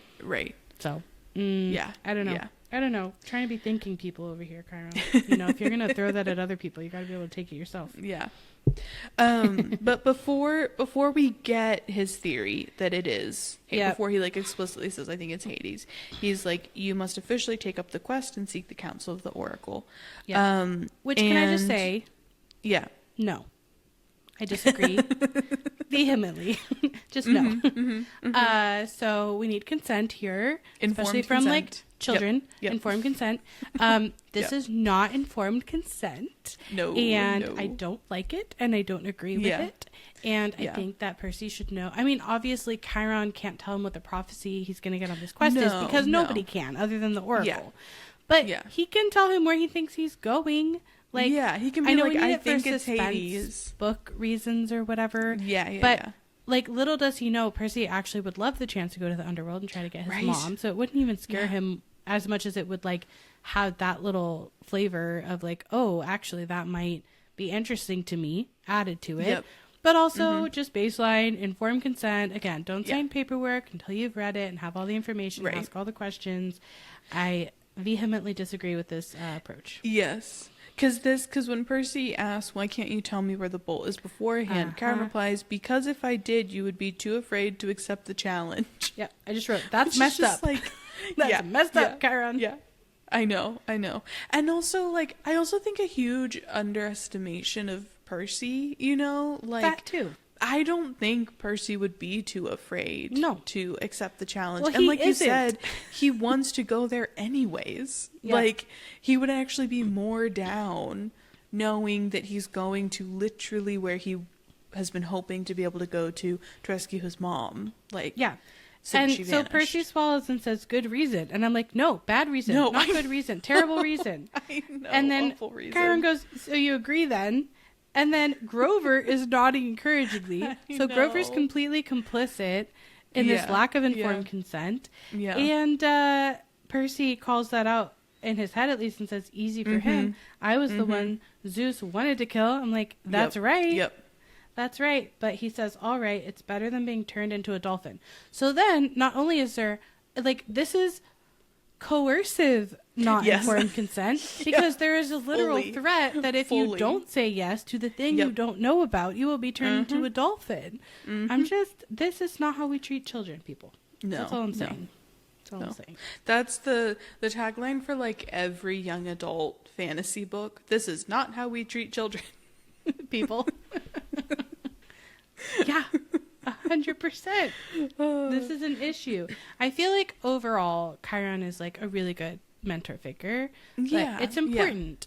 Like, nobody is above reproach and nobody is perfect, and it is important that we in the world call out the things that are problematic, and absolutely this is a moment that is problematic. Yes. Which he then doubles down on by when he says, then it's time you consulted the Oracle. Go upstairs, Percy Jackson, to the attic. When you come back down, assuming you're still sane, we'll talk more. Which is just like, great. Super. Great. Not even like telling him, okay, here's so you can be prepared for what might happen, just so you know, it's the mummy, she talks, like, nothing, just like, if you go up and come back still sane, then we'll talk more. It's like, what? Which, like, does that mean that that has to mean that there's been a kid, at least one, that has gone up and come back not sane? Yeah. And so this is a really perilous thing, actually, to do. Yeah. Well, isn't that something, I feel like that is actually something that we, like, learn, I don't know. Well, I think, so what we learn is, I don't know if you're thinking of, like, Luke's mom trying to become the Oracle. No, I wasn't. I think I'm just mixing up a different character. Okay. Because Clarice's boyfriend is from the Labyrinth. Right. I see. That's what you're thinking. And stuff that happened to him there. Not like the Oracle. Seeking a quest when. Right. Like, but I feel like we do we get some story about, like, a kid seeking a quest, like, unauthorized and, like, what happens? I don't remember. Maybe like that. Maybe. I don't remember. Anyways. We can keep our eyes out for that. Again, probably but more I think times it has people to mean that somebody did. Yeah. Whether or not we learn about it in books. Yes. But this is what I'm the most excited about. Because this, for those who don't know, is basically what started this whole podcast. This next part. So I'm really excited about it. I happen to love the attic and all of the memorabilia up there. And quick story time, a few years ago, because there's so many different subscription boxes that are for different books and different franchises and things. I was trying to remember, was this my first COVID birthday or my second COVID birthday? I think it was your second COVID birthday. So it was after the storm? It says 2021. Oh, maybe it was your first. Oh, no, it had to have been your second, because your first one was, do you mean like right at the beginning? Because you had a birthday party planned and it had to be canceled. So. Oh, that's true. So it was the second. Okay. It was the second one. Yeah. So I looked far and wide for a Percy Jackson based subscription box to give Alisa for their birthday. Yeah. And there was nary a box to be found out in the world. And so I DIY'd my own with kind various of inspired by, if anyone's heard of it, the Wizarding Trunk, which is like a without copyright infringement Harry Potter inspired subscription box, which is also great because it means no money goes to J.K. Rowling. So it's like, you know, love that. It's like a way to like monetarily engage with Harry Potter that does not like directly benefit her, which is great. Yes, someone who is oppressing people. So I put together a variety of things that were like inspired. There was like Greek fire and nectar and ambrosia and anaklusmos and things like that. And I had this like, well, sort of bolt of electricity that like hit me thinking about this idea of like, oh, I would love to make something like that, like a Percy Jackson subscription box. I know there's so many people who love the series. I love DIY. I love art. I love these things. And so that idea has just sort of like sat in my mind this whole time. And I was like, I just need the like means to do it. I don't know how exactly to get all of that together. And so the idea of doing something related to Percy Jackson with the two of us has just been like sitting in my brain this whole time. And so starting this podcast was an extension of that, of like, oh, like we could do something Percy Jackson related. And also I will unabashedly be like, the real purpose of the podcast is to one day make my subscription box. No, I'm actually really enjoying Chronos secret plan. Yes. I do have the master plan. But yeah, it's called tentatively Apollo's Attic because it's Apollo's Oracle, and the idea is that all of the items that you get in the box are like items that were found in the attic that are like from different heroes and stuff. So not that they would be covered in like mildew and dust, but we do get our description of the attic, which is very exciting. And we go 4 flights up, which tells you how big the big house is. The stairs end under a green trapdoor, which is interesting. You pull the cord, the door swings down, and a wooden ladder clatters into place. The warm air from above smelled like mildew and rotten wood and something else. The smell of snakes, because we've got our whole like Apollo kind of components here. So he holds his breath, which same, I would do that too. It made me wonder if he has the like ADHD sensitivity component, because I am very sensitive to smells. Yeah. And the attic is filled with Greek hero junk. Armor stands covered in cobwebs, once bright shields pitted with rust, old leather steamer trunks, and here we get sticker Easter eggs. The Easter eggs are Easter egging like hardcore. So hard. It's crazy. We get Ithaca, we get Circe's Isle, and Land of the Amazons, which won't come around till way later. I know. So not even till fun. Heroes of Olympus. I know. Do we meet the like, Amazons? Not even in this like series. Circe's Isle is the next book. So I was like, okay, maybe he kind of already had some sort of sense of that. I don't know, but like the Amazons, I love it. We're not going to meet for another like 7 books or so. It's like a long something like that. Yeah, I think 6 or something like that. And and this is where we get to the line you enjoyed from my intro. One long table was stacked with glass jars filled with pickled things. Severely hairy claws. They're severely not just hairy. hairy, but severely hairy claws. They are severely severed hairy claws. Does that mean they were severed in a severe way? Yes, it does. Like it does. Yes, the blunt force trauma was severe. Yellow eyes, various other parts of monsters, a dusty mounted trophy on the wall, which I think this is funny, looked like a giant snake head, but with horns and a full set of shark's teeth. The plaque read, Hydra Head No. 1, Woodstock, New York, 1969, which I definitely want to like read the short story of what happened at Woodstock. There was a Hydra there, and like who the demigods were there and stuff at the time. Well, and also that like the mist probably didn't need to work because everyone was high out of their minds. Absolutely. Like they were on shrooms, they were on LSD, like everyone just so left being like, things. and there was a Hydra man, and everyone's like, yeah, sure. We believe you.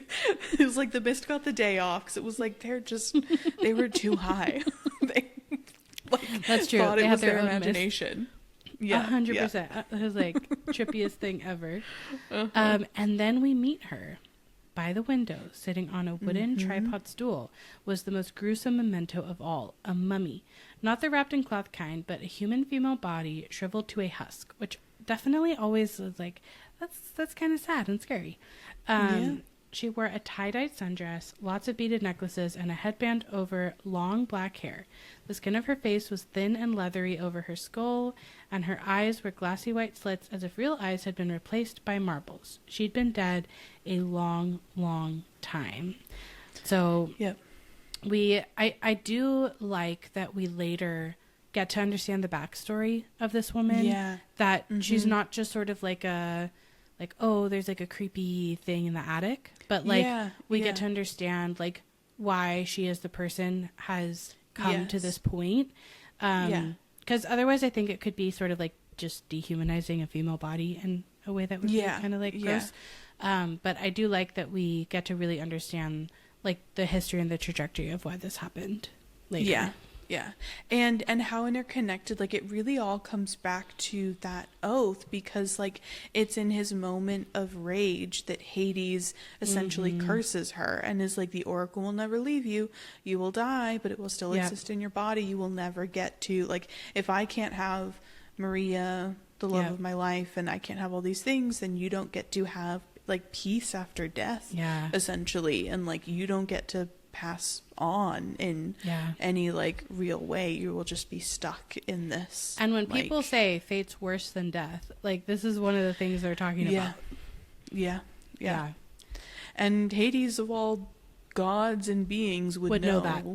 100%. 100%. Yep. And then I feel like the green mist always sticks in my mind as like a really powerful image.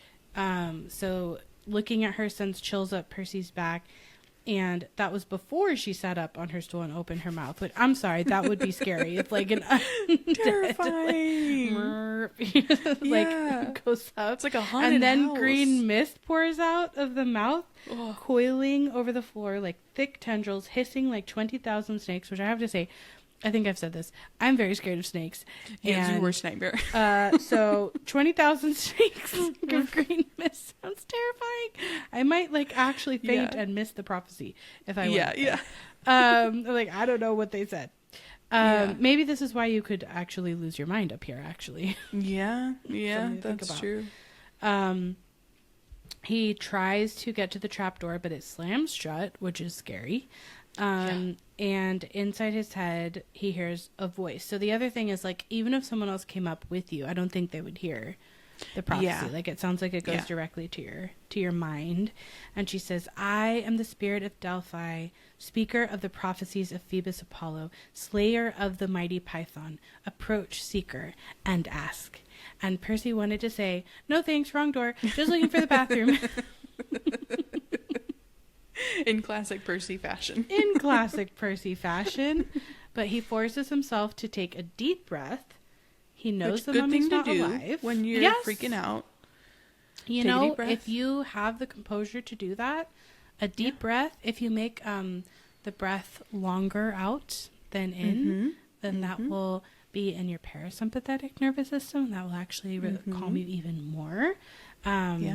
So, little tip about deep breaths when facing, mummies, as you do in attics. Yep. As one does. Let us know how it works, so it gives a little comment. He remembers the mummy's not alive, and she's, he kind of senses that she's some kind of receptacle for something else, the power that's now swirling around in the green mist. And he can sense, because he has such good intuition, that the presence doesn't feel evil like Mrs. Dodds or the Minotaur, but it felt more like the three fates that he'd seen knitting the yarn outside the highway fruit stand. Ancient, powerful, and definitely not human, which I think is like really cool that he has that comparison point, that he can make it, and that he can sort of have that distinction, because it would be easy to just take this at face value and think that it's scary or bad. But he knows that she's not particularly interested in killing him. And I think his question is really interesting. Like, he starts with the small stuff. He starts with the super what should I have for lunch tomorrow? Yeah. No big deal question. What is my destiny? Which I think is it's not even like, how do I find the master bolt? Right? Yeah. Which I think is kind of interesting. Like, it's almost like something, it's again more of like an intuition of what to ask, rather than like where, based on the information that he has so far about what the quest will be about. The thing though that I then wondered after that was, I was like, how does the Oracle know? And maybe it's just in being the Oracle, to know that, like, oh, it's this prophecy that you need right now and not the great prophecy. Because that's what I was wondering, I would too. argue that his destiny is the great prophecy. Like, but that goes back to my question about prophecies in this series. True. Could that prophecy have been fulfilled by Talia or Bianca or Nico? Right. I think yes. Like, I don't think that the Oracle would know. Right. That of all those kids, for sure, that it's Percy. So it does potentially further give proof to the idea that Percy is destined to go on this book's particular quest. Though. Right. But not maybe necessarily like the great prophecy is still up in the air. Yeah, that's true. I think so. Yeah. I think it like genuinely is, which is nice too, just as a reader, that like as you're going through, it really could be any of them, right? Like for that suspense. Yeah. And so after he asked the question, the mist swirled more thickly, collecting right in front of him and around the table with the pickled monster part jars. And suddenly there were 4 men sitting around the table playing cards. Their faces became clear. It was Smelly Gabe and his buddies. And this was when I was like, okay, Oracle, you want to fight. I know. You want to fight. Oracle has kind of a mean streak. you wanted to show, you basically were like, hi, trauma, here, hey, you want something re-traumatizing? Let's see these men again. Let's see Gabe deliver a deeply it's important line. It's almost like she wants to goad him into, like, going on this quest. Yeah, it's kind of strange. I don't know if it, like, would always necessarily show you something that you won't want to see, or if that's just, like... She was just feeling spicy. Percy. Yeah, she was just like, today spicy. I mean, granted, okay, look, if I was like forced to sort of be this like undead husk and not be able to ever have peace, I might feel feisty too. Yeah. But this is rude. Oh, it's so it's so mean. Rude. It's so mean. Yeah, it's really truly mean. And instinctually his fists clench, understandably. Totally. He's having to look at this like illusion of this man who abused him. Yeah, who's just read like talking stuff about him in a newspaper. Yeah. The YouTube talking stuff. Way of saying that is how you say that. And so then we actually get the lines of the prophecy, and it's like the lines are coming through the mouths of like all the men around the poker table, but in the voice, in the raspy voice of the oracle. So Gabe delivers, you shall go west and face the god who has turned. Nameless buddy on the right delivers, you shall find what was stolen and see it safely returned. Nameless buddy on the left goes, you shall be betrayed by one who calls you a friend. And then Eddie, the super, delivers the last line, and you shall fail to save what matters most in the end. Yeah. And having Eddie, who we've already talked about the issues with Eddie, deliver that last line is like extra sucky. And the figures dissolve. Percy is too stunned to say anything, which valid. That was very strange. But the mist retreats, becomes one big serpent, so another jump scare for me, and then slithers back into the mouth of the mummy. And Percy's like, wait, hold on. Like, what do you mean? What friend? What will I fail to save? Like, you just dropped some really cryptic and difficult and bad sounding information, and now you're just gonna peace out. Like, what is happening?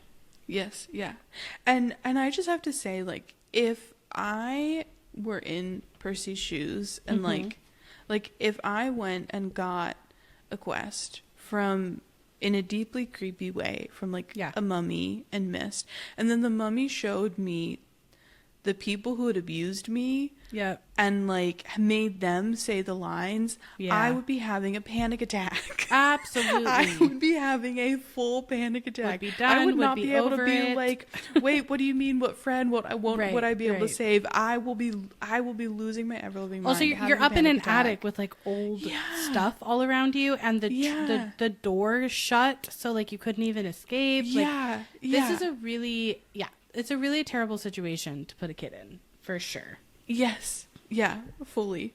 So yeah, like, I guess kudos to Percy for being able to like kind of be okay after that, because I literally was just like, the way I would be having like the worst panic attack of my entire life. Totally. And that would be completely valid.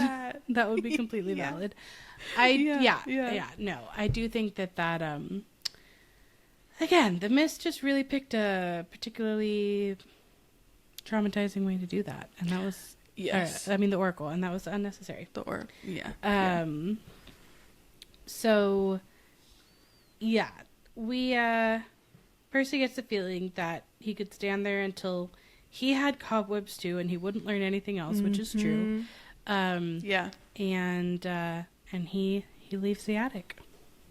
Yeah, his audience with the oracle was over. And so he comes back down, and Chiron's like, well, and Percy tells him, or kind of at first gives him like a summary of the first line. And Grover's really excited, but Chiron is like, no, what did the oracle say exactly? Like, the wording is really important. So he luckily remembers the exact wording of the first line. And then Chiron asks anything else, and or I guess the first two lines of he will go west and face Agatos turned and retrieve what was stolen, seed safely returned.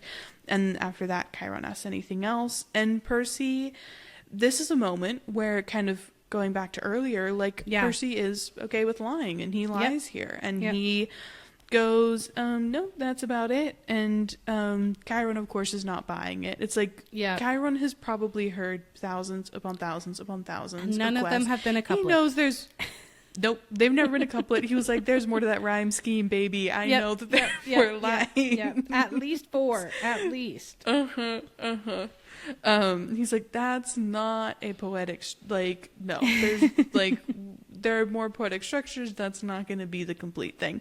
Nope. But he doesn't press it. He just, I think he's picking up on, like, Percy heard something that he didn't want to hear and that probably scared him. And Chiron can't do anything about it, and I'm sure he's faced that before. Yeah. Yep. And so he just gives the advice of, know this, the oracle's words often have double meanings. Don't dwell on them too much. The truth is not always clear until events come to pass. Which is good advice. Yeah, it's very good advice. And it's also, like, it's very good advice to Percy, and it's also one of my favorite things about these books is that the quests, like, the prophecies as we are given them, like, never turn out in the way that you think they're going to. And, like, I just think that is so much fun, and as a reader makes it so engaging because I'm, like, guessing what's going to happen, like, how are the lines of this prophecy, like, actually going to turn out. I agree. I always really like it in books when there's, like, a twist or, like, an unexpected way to interpret something. And also when, like, that moment when the character realizes it, like the moment when Percy realizes that he needs to leave his mom in the underworld, I feel like it's such a powerful moment. And also it's a choice that he's making. And I'm sure that could have gone different ways, but, like, him interpreting it that way is so powerful and works out. And so it's like the combination of his character plus his interpretation of the prophecy. So I totally agree. And then Percy is now like, okay, where do I go? Like, you finally need to tell me the answer. Like, I did not have informed consent, but you got to tell me now, where am I going so I can do this quest for you? Yep. And this, I guess Chiron does ask if Zeus and Poseidon weaken each other in a war, who stands to gain? Like, he does ask who benefits. He just doesn't extrapolate the right answer from who benefits. And I think the thing in particular that really stood out to me in this reading was just how much people misunderstand Hades the god and Hades the realm. Because and Hades the person. I feel like that's Hades the person and Hades the soul. The soul. I just had to, because I was like, it's both, like, Hades, the name for Hades the god is also the name for Hades the, like, place, like the underworld. I guess I could say instead. But Hades the man. The man behind the eyes. Yeah. But Chiron says someone who harbors a grudge, who's been unhappy with his lot, blah blah blah blah. But then also he says, whose kingdom would grow powerful with the deaths of millions. And I was just like, that's not how it works. But everyone has this perception and, like, conception of Hades that, like, he grows in power the more people die and occupy his realm. And it's more just like, but that's there. It would just be like the lines would be more backed up. Like, it would be more processing issues. Like, it would be more chaotic and loud. Yeah, and, like, that's the point that Hades makes when Percy does actually finally meet him. And he was like, I don't want more people here. Right. We already have, like, he was like, there are traffic issues. Like, there are too many people. We cannot like an overpopulation issue like, already. Yes, yeah. Like, lines are too long. Like, it takes forever for things to happen. Like, but it's so interesting to me, and I think it's probably a result of Hades being so siloed and also him siloing himself, like, that then people don't actually understand that, like, he doesn't draw, like, his power doesn't increase the more people are die in his realm. because it's such a thing. Like it is used so often as like Hades must want death because he'll be so powerful, and Hades is like, no. Right. He's like, he's the DMV, and he's like, no, stop sending people. Yeah, like here. I don't have enough tickets for everyone. Yeah. And it's interesting because then this is where it works out really well for Kronos, that, you know, he's in the same general area as Hades, in the neighborhood, because Percy can think about the dreams and the evil voice and say, because it was from under the ground, and say Hades. So it makes a good patsy. And then Chiron says a line that really bugs me, because it like there's a couple times in this chapter where he's speaking as if he knows the truth, when he's wrong, first of all. But second of all, like, I just think as a mentor, a lot of the time, helping somebody find out the truth for themselves, especially going on a quest, is a lot more effective as like a strategy to support someone. And he nods and says, the Lord of the Dead is the only possibility. Which is just not true. Just not like, true. even if he didn't have any other theory, it is just factually impossible for Hades to be the only possibility. Like, there are many possibilities. I mean, the last time, like, people basically, the gods tried to lead a coup, it was led by Hera. Like, it wasn't, you know, like, there's literally recorded history of, oh, people want to mess with Zeus and usurp his power. The other gods, not Hades, are the ones who've, like, led that charge. Done that. And it does feel like a moment of, and like, thinking about it, I'm like, I like characters being flawed. It feels very realistic. It feels very grounded. And even like the best mentor figures, like Chiron is flawed. Like we've talked about, you know, in previous chapters. And here it feels like he has a moment of hubris, of like him basically being like, I have a theory, so therefore that theory must be true. Like, I am so smart. I am so wise. Like, my theory that you were the son of Poseidon was true. Like, and so I have figured all of this out, and there's not, like, it's not presented as my hunch is, my best guess, but I don't know it's nope, I've got it all figured out. Also, he has one piece of evidence, which is that the Fury came after Percy. We've already talked about how that doesn't necessarily mean, that kind of could mean the opposite, actually. And tried to kill him. Furies obey only one lord, Hades.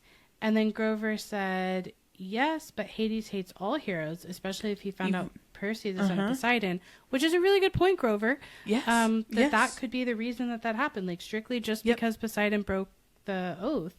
And then Chiron's like, no, but evidence number 2 is a hellhound got into the forest, and those can only be summoned from the fields of punishment, and it had to be summoned by someone within the camp.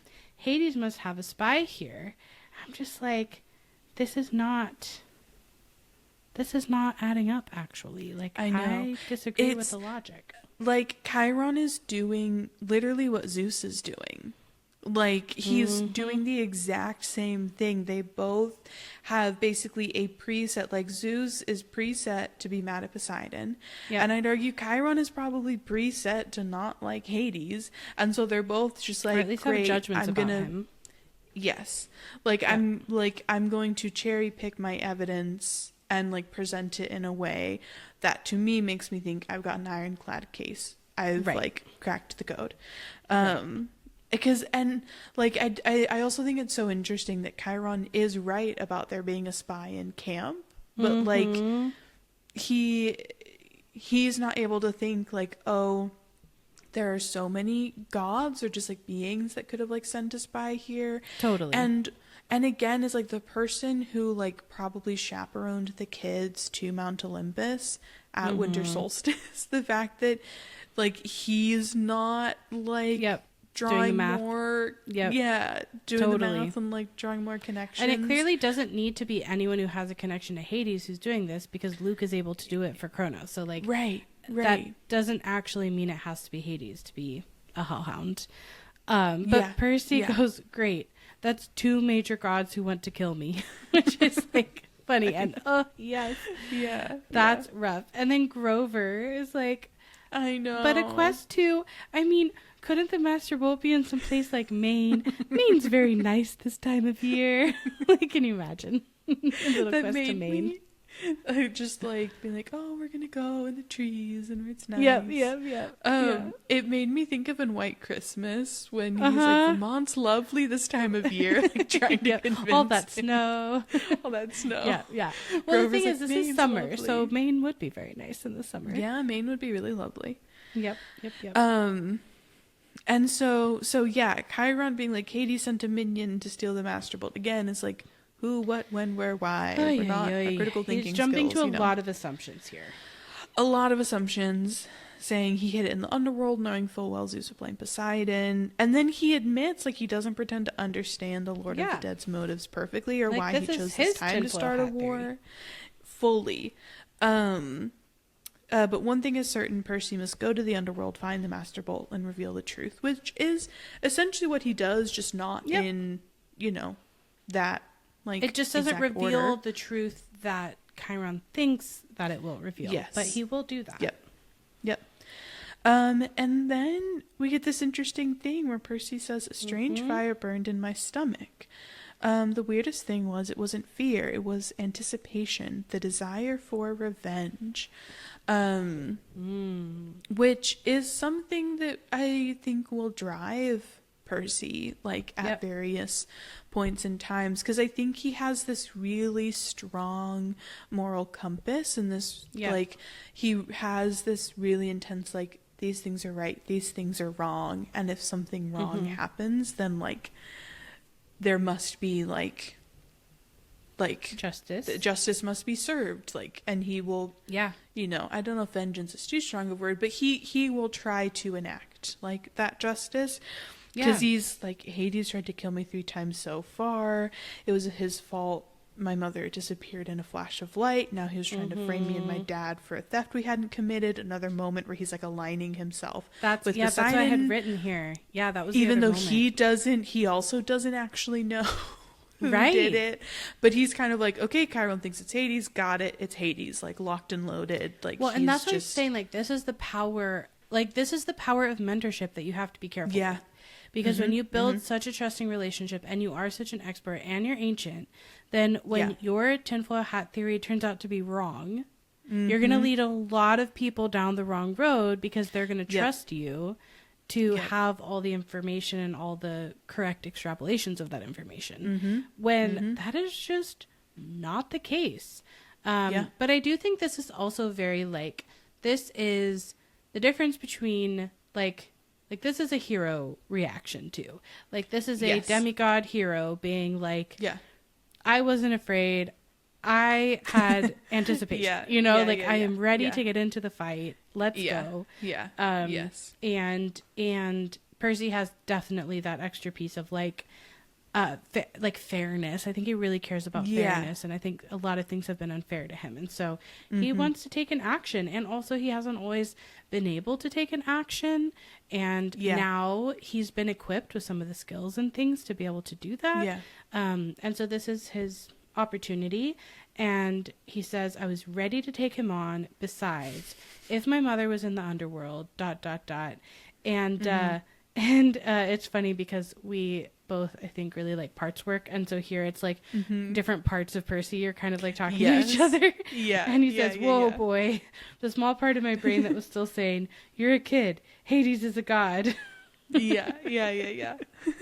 But that sentiment of I was ready to take him on, I was like, that is that same feeling he has around Ares when he's like, totally. I'm ready to take you on. I'll fight you. I don't care. You're a god. You're a god. So what? Like, but Grover is not in the same headspace or emotional place because he's trembling and he's not starting to eat pinochle. No, he's eating those pinochle cards like they're potato chips because he's stressed. We got stressy Grover.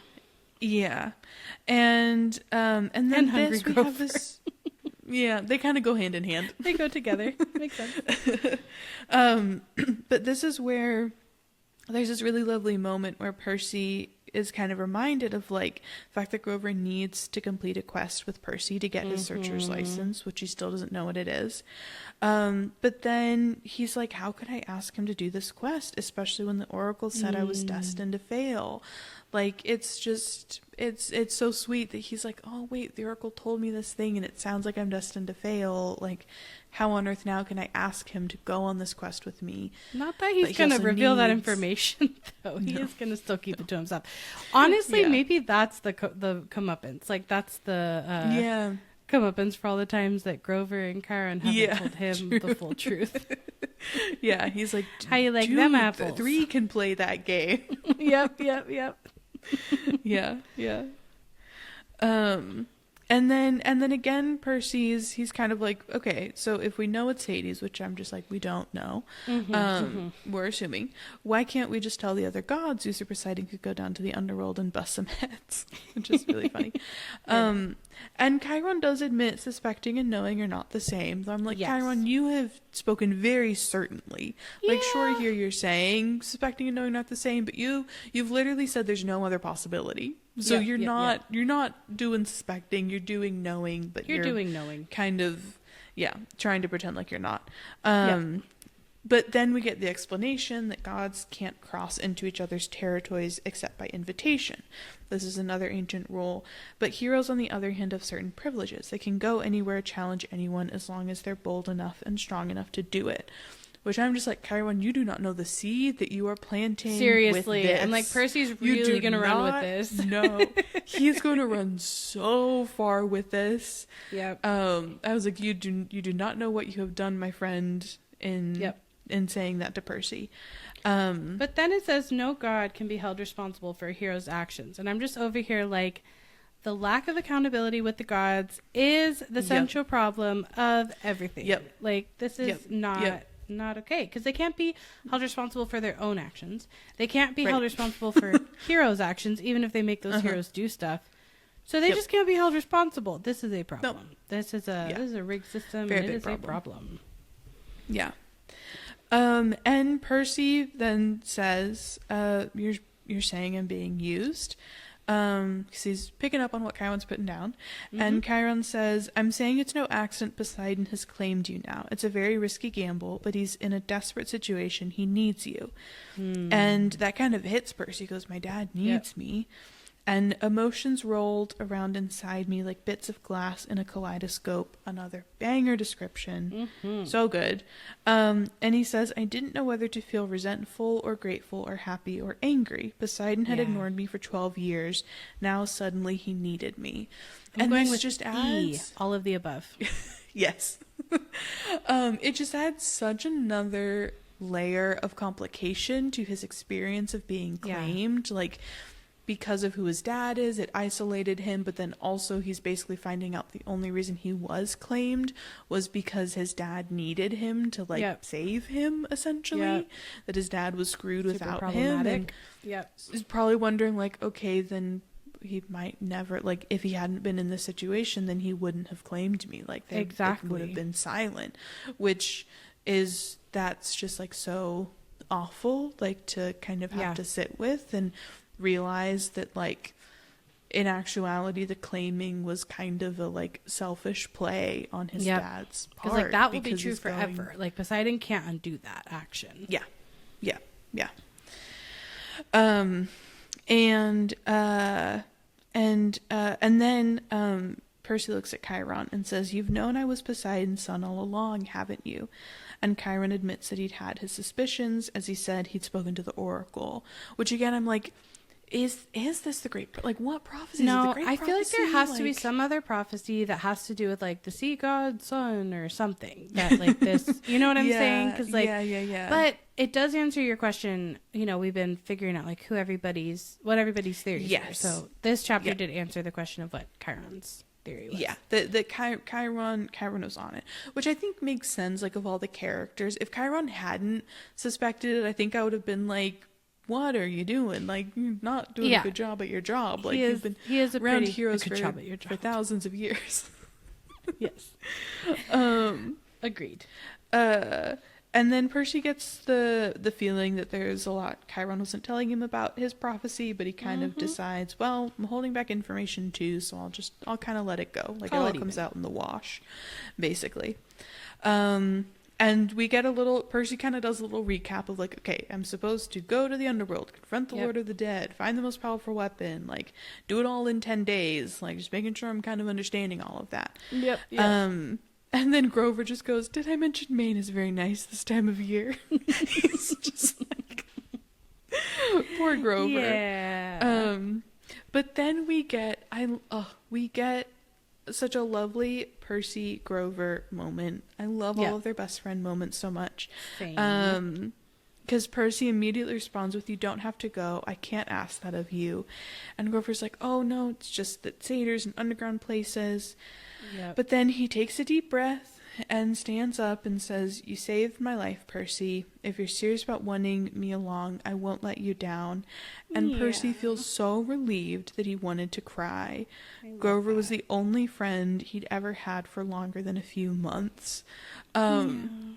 And it's so sweet. And I was just listening to Michelle Obama has her podcast with her brother called IMO, and Barack Obama was just on the recent episode. And they got a listener question of a mom basically asking their advice on like how to raise sons in this environment where like the manosphere and all this stuff is on the internet, and like how to raise boys who are kind and can have friends and can know how to be in the world when there are a lot of like really bad influences right now, but like how to be a boy or a man in the world.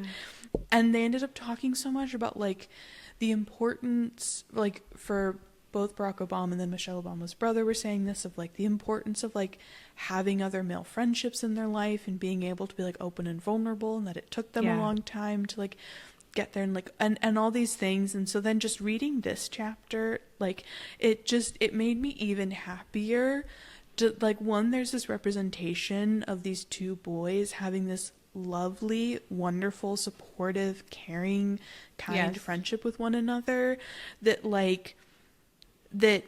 is so emotionally like open and available and vulnerable, and like it's so sweet to read. And then it just really like, I think we've spoken about this in previous episodes, but I think after just like listening to two grown men talking about it on a podcast yesterday, like it just really hit me how wonderful it is for like kids to have this representation. Like if you are a boy, you can read kind of like how to have a friendship with another boy in this book, and that it can be like an emotionally vulnerable connected thing. Yeah, totally. Yes. Yeah. Totally. Yeah. So Though I will say, for the record, he does say, I felt so relieved I wanted to cry. Oh, yes. Though I didn't think that would be very heroic. And I will say, so in the middle of this very, like, very sweet, emotionally vulnerable, like, friendship that you're describing, that I totally agree with. For the record, crying is not non-heroic. Yes. So I felt like there's still that sprinkle of, like, which is also, like, just how people are taught to think. So like I understand that it's still society and like gender roles and expectations and like and there's still that in there. That's still the reality of it. So Percy, like, feeling so relieved he wanted to cry but not being able to just like cry in that moment is still the reality of, which like, I'm sure he needs to after boys. Like you said, facing the Oracle and everything that came with that, like when something like that happens to you, being able to do something like cry completes your stress response cycle and helps you not have that like fear and trauma and stress stuck in your body. So like his body has the right instinct to cry, to release that stress. Like that would be the best, healthiest thing for him to do in this moment. And it is a frustrating thing that society has, like, because like not just socialize like boys and men not to cry, but like in general, you know, no one's like at work crying in a meeting most of the time. Even though you may have just had like a really stressful call or a really stressful thing, or you might have stress in your life. Like we have created so many ways in which we are not allowed to show our true feelings to each other in most cases. And that leaves us with so much stress and trauma trapped in our bodies. And that is my rant for the day, my mental health rant for the day. But I think, you know, here, we do see the power of their friendship. And then it's funny because after this very sweet, tender moment, he goes, all the way, G-Man.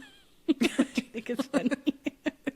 I know, yeah. Yeah, because he's like, I wasn't sure if, if we could really make it against the Force of the Dead, but I knew I'd feel better knowing like he'd be with me the whole time. And he's like, all the way, G-Man, let's go. That's short for all that. Yeah. And so Percy's like, all right, so where do we go? The Oracle just said go west. And Chiron's still kind of being in the, I'm not going to explain things directly, I'm going to roundabout, assume you know. He goes, the entrance to the underworld is always in the west. It moves from age to age, just like Olympus. Right now, of course, it's in America. And it's like, okay, of course. Obviously. But she's like, where? Where exactly in America? And then Chiron looks surprised. Again, I don't know why, because Percy would have no reason to know why this. Why doesn't Percy know things he has no reason to know? Come on, guys. And Chiron goes, I thought that would be obvious enough. The entrance to the underworld is in Los Angeles. To which is just like, damn, shots fired at Los Angeles. Yeah, shots absolutely fired. Being like, where's the entrance to the underworld? LA. And where's Mount Olympus? New York. We're not biased at all over here. No biases whatsoever. Which is really funny coming from Rick Riordan, I'm pretty sure was born in San Antonio, born and raised in San Antonio, Texas. That is kind of funny. So would have no personal stakes between both. No, absolutely. I do think that this pulls from the original mythology though of the East and the West, Yes. So yes. I do think it does. Yeah, because he does say that the underworld is always in the West. But it's funny because it's I guess it's not Seattle or I don't know, any of the other places that are in the West. Where Amazons are. Yeah, that's true. They already staked their claim. Yeah. Exactly. There. Yeah. And so Percy's like, oh, right, naturally. So we just get on a plane, and Grover panics, and he's like, no, what are you thinking? Have you ever been on a plane in your life? And Percy's kind of like, oh, yeah, I guess my mom had never taken me anywhere by plane. She'd always said we didn't have the money, and besides, her parents had died in a plane crash. And then with this part, what Chiron says next, I was like, okay, so you're admitting that she knew that he was Poseidon all along. With this information, because he says, Percy, think, you are the son of the sea god. Your father's bitterest rival is Zeus, lord of the sky. Your mother knew better than to trust you in an airplane. Yep. You would be in Zeus's domain. You would never come down again alive. Chiron, you're fully admitting that, Sally knew. Sally knew he was Poseidon, knew he was a god, knew that you couldn't go into the sky. I think the only person he had that conversation with was Annabeth, where she's like, okay, I'll let you have this one that you think your mom knew when she probably didn't know. Right. But this is full. I'm for them to be so Bob, you've never been on a plane in your life. I'm how would they know that Sally would know? It is kind of interesting because then Chiron's I had my suspicions, and I'm okay, so either he has after the fact learned this information somehow, or you know what I mean? Yes. Yeah. How did he figure it out, or did he know before? It is maybe a tiny bit of a plot hole here of who knows what. I think we might have actually stumbled upon, because I think it's this does mean Sally knew. When does Chiron figure that out? Maybe he just figured that out, but how do they know he's never been on a plane, kind of thing. Right. And then it just made me think of in Poseidon wouldn't have had tons of kids in the point at which airplanes existed, because they didn't exist until the 1900s. And then with World War II, but it just made me think, I was Poseidon would have to be okay, and hey, by the way, you can't ever take this kid on a plane. Right. No, I'm sure. But I guess things we had hot air balloons and other kind of methods of getting higher in the sky prior to airplanes. He may have learned the hard way that none of his kids can go up in the air. That may have happened. Shoot. What this yikes section what this section made me think of was that's so messed up, the idea that Zeus would just be knocking demigods out of the sky because they're Poseidon's kids. Does that mean that Poseidon would do the same if any of Zeus's kids stepped a foot in the ocean? Like they like got on a boat, wanted to have like a nice beach day, that he's just like, death. Right, exactly. I mean, Zeus does seem to be the most petty of all the gods, so like maybe not. Yeah. And his domain is maybe less common to get into than just like water. Sure. Yeah. Which is most of the world. So that would be really hard to control. But yeah, I just was like, this is like the highest pettiness and just really, really messed up. That this is just known and accepted. Yeah, and once again, taking out on the children what is the fault of the gods, you know, like making them accountable and responsible for what is actually their parents' fault. Yep. And having no accountability for that. And so so then lightning crackles, thunder booms, and then Percy says, okay, and is determined not to look at the storm. He's just like, I'm not even going to acknowledge this right now. Yeah. So I'll travel overland. That's right, Chiron said. 2 companions may accompany you. Grover is one. The other has already volunteered if you'll accept her help. And then Percy goes, gee, feigning surprise. Who else would be stupid enough to volunteer for a quest like this? And then the air shimmers behind Chiron, and Annabeth became visible, stuffing her Yankees cap into her back pocket. And I think it's just like very funny, but also I want to know how long she's been standing there. Like, do we think she's been there for like pre-Oracle, like the whole time? Fully, I think she's been there the whole time, and what I wrote next to that was, I've been here the whole time. Literally, like, she is Sam Reich. I've been here the whole time. Needs a tiny little microphone. Yeah. I fully think that Annabeth has been there the whole time. Like, I think the second she saw that Percy was going to the big house, either she might have already known that was happening. Like, the second in my brain that she knew that was happening, she was there, Yankees cap on, invisible, like making sure she knew everything. Chiron says it this way, I think Chiron knows she's there the whole time. So we have not having informed consent, we have coercion of the threat of being turned into a dolphin, and we have not knowing that you're being listened to by a person who is hiding invisibly in the room that everyone else knows is there. And I'm just like, this chapter has so many messed up things in it, actually, if you think about it. Like, really problematic. But she says, I've been waiting a long time for a quest, seaweed brain. Athena is no fan of Poseidon, but if you're going to save the world, I'm the best person to keep you from messing it up. And he so says, humble, just humble queen, all the time. If you do say so yourself. She knows. It's also like, she's not wrong. It's just like, no. You know, yeah. She is very confident in her own abilities and knows that in all likelihood he would mess it up if she weren't there. We love a confident woman. It's just funny because they've got this it's really funny, rivalry. And we also got the seaweed brain, and then he says, "If you do say so yourself, I suppose you have a plan, wise girl." Her cheeks colored. Do you want my help or not? The truth was, I did. I needed all the help I could get. A trio, I said, that'll work. And I just think this is really interesting because, like, Percy's supposed to be able to pick his companions as the person leading the quest. And it's really not being presented to him as much of an option here. And I'm just like, would he, if given the choice, like, fully not coerced in any way, like, is this who he would have chosen? Like, he knows Annabeth wants to come, but, like, would he choose Luke or would he choose someone else he's met? Like, he hasn't made that many friends, but right. It is interesting. It really kind of, it feels like it sort of forces his hand a little bit here. A little bit, yeah. I think of all of the people, like, named relationships that we have at camp, I think his pool is, like, Luke, Grover, and Annabeth, you know? Totally. So, like, he maybe might have gone to ask Luke first, which would have been fascinating. I know, that's what I'm wondering. And, like, the alternate universe in which, like, Luke goes on this quest would have been fascinating. Agreed. Kind of, like, sabotaging / helping them / sabotaging again, like, the whole time. And then poor Annabeth just has to, like, sit at Camp Half-Blood, like, steaming. Yeah. But I also wonder if Percy had asked Luke, if Luke maybe would have said no for whatever, for possibly, like, I don't know, for kind of plausible deniability, like keeping him, like, away from all of it. Yeah, I don't know. I don't know.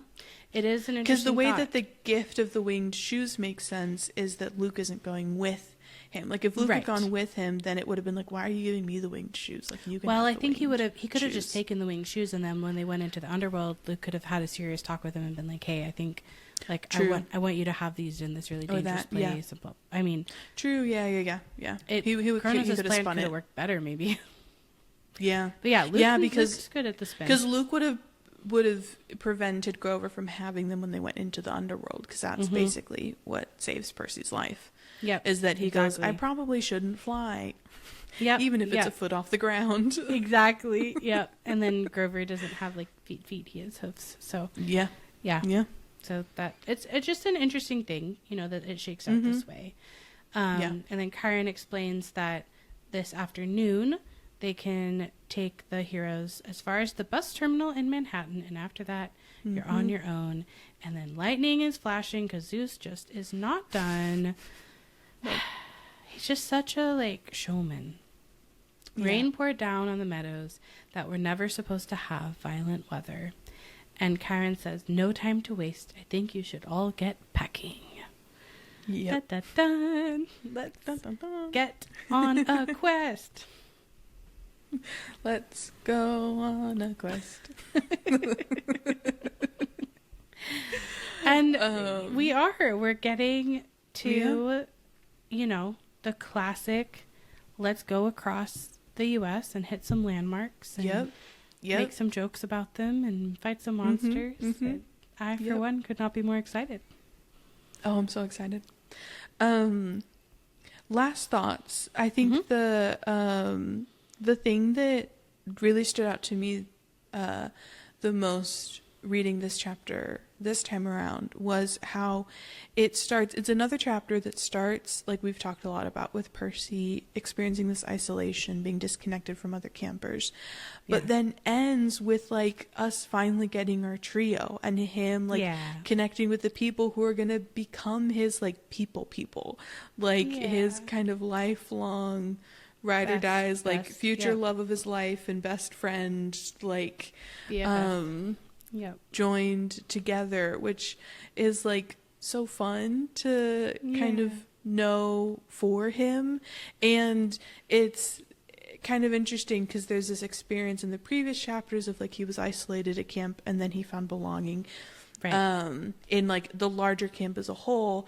Then he becomes isolated again, but then finds a more intimate belonging now, or that will be set up to find with Grover and Annabeth, and totally, I don't know, and it's so good that they're not all best friends yet, that there is some conflict, there's some tension, there's some rapport to build. I think that's great as you're going on an adventure, but then also totally we have our best friend with us, so we are very well equipped. We're about to get even more equipped, which is very exciting. So I'm excited for our quest goodies. It's kind of like in the Bond movies where you go and you get your chapstick that can burn through a doorknob and whatever. So excited for that part. And I think we get a lot about the gods. We get a lot of theories about what's actually happening that are maybe not correct. We get to hear from Kronos directly for the first time. So I think this was a huge chapter. We get to go to the attic.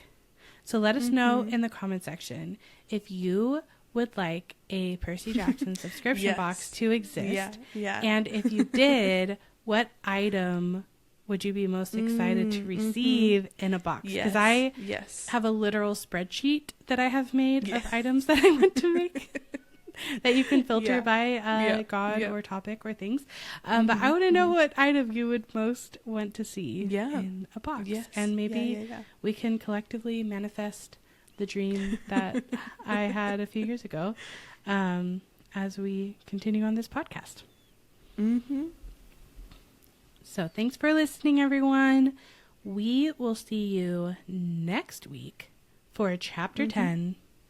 I ruin a perfectly good bus.